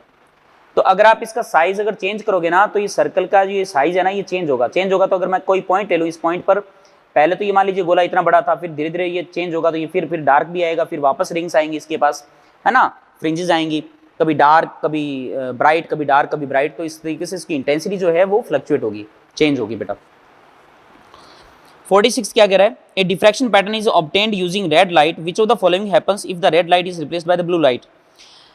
There is no change, diffraction bands becomes narrower and crowded, diffraction bands become broader and farther bands disappear। देखो बेटा ये कह रहा है कि रेड लाइट के लिए आप डिफ्रैक्शन पैटर्न यूज कर रहे हो, रेड लाइट के लिए। ठीक है, रेड लाइट की वेवलेंथ क्या होती है, ज़्यादा होती है। अब आपने रेड लाइट के अकॉर्डिंग फिर बाद में आपने क्या किया, ब्लू लाइट अगर यूज़ की है, तो ब्लू लाइट अगर आप यूज़ करोगे, सीधी सी बात है, ब्लू लाइट की वेवलेंथ क्या होती है, कम होती है, काफ़ी कम होती है। तो रेड लाइट के अकॉर्डिंग आपको जो डिफ्रैक्शन पैटर्न मिल रहा है, रेड लाइट की वेवलेंथ आपको मालूम है, और ब्लू लाइट की जो वेवलेंथ है उनमें लगभग डबल का सा फर्क पड़ जाता है ना। तो जो फ्रिंज विड्थ है, सेंट्रल जो मैक्सिमा है उसकी जो विड्थ है वो WC बराबर 2 लैम्डा डी बाय स्मॉल ए होता है ना। तो लैम्डा की वैल्यू अगर कम होगी तो इसका मतलब फ्रिंज विड्थ जो है वो कम हो जाएगी। तो जो सेंट्रल ब्राइट फ्रिंज की विड्थ जब कम होगी तो फ्रिंज विड्थ जो जितनी भी फ्रिंज विड्थ दिखेंगी ना अपन को, वो बेटा कम हो जाएंगी, विड्थ कम हो जाएंगी, narrower. Okay. 47 in case of diffraction at single slit, if the wavelength of the light becomes equals to the aperture of the slit on the screen, we shall observe image of the slit, diffraction bands, uniform illumination, non uniform illumination। ये कह रहा है कि जो wavelength है वो a के बराबर हो गई, तो जब वेवलेंथ a के बराबर हो गई तो सेंट्रल मैक्सिमा को अगर आपको लोकेट करना है, तो देखो सेंट्रल मैक्सिमा को कैसे लोकेट किया जाता है, फर्स्ट मिनिमा से। फर्स्ट मिनिमा के लिए कंडीशन क्या होती है, साइन थीटा बराबर लैम्डा बाई, और ये लैम्डा कह रहा है a के बराबर आ गया, और जब a के बराबर हो गया, a से कट गया 1 आ गया, तो थीटा बराबर आ गया 90। थीटा बराबर 90 का मतलब समझ रहे हो, इसका मतलब 90 डिग्री एंगुलर पोजीशन के लिए मिनिमा मिलेगा अपन को। 90 डिग्री, सोचो 90 डिग्री एंगुलर पोजीशन क्या होगी, सोचो 90 डिग्री का मतलब ये हुआ, ये स्लिट है ना और ये स्क्रीन है सामने, बहुत डिस्टेंस पर है, तो 90 डिग्री मतलब ये इन्फिनिटी वाला केस, मतलब मिनिमा यहाँ पर इन्फिनिटी में मिलेगा, इधर भी इन्फिनिटी मिलेगा, तो पूरे पर वो जो है ना यू बनेगा। वो जो पल्स बनाई थी ना हमने ये इंटेंसिटी के लिए कर्व बनाया था, वो इंटेंसिटी का जो सेंट्रल मैक्सिमा है ना वो यहाँ से इन्फिनिटी तक जाएगा ऐसे करके। तो जो इंटेंसिटी है ना वो पूरी स्क्रीन जो ब्राइट दिखेगी, लेकिन ऐसा नहीं है कि ब्राइट का जो डिस्ट्रीब्यूशन है इंटेंसिटी का वो यूनिफॉर्म रहेगा, यूनिफॉर्म नहीं रहेगा, नॉन यूनिफॉर्मली रहेगा। सेंटर पे सिर्फ ज़्यादा होगी, धीरे धीरे लाइट क्या होगी, डिक्रीज होगी, लेकिन स्क्रीन पूरी ब्राइट नजर आएगी अपन को। ठीक है, सेंटर पे ज़्यादा इंटेंसिटी मिलेगी अपन को। तो आंसर हो जाएगा 4th। ओके, बाकी बेटा क्वेश्चन इस टाइप के क्वेश्चन आप कर लेना। ठीक है, क्वेश्चन आसान है, जो आपको थ्योरी पार्ट में करवाए थे उसी टाइप के क्वेश्चन एग्जाम में आते हैं नीट के। Okay, thank you.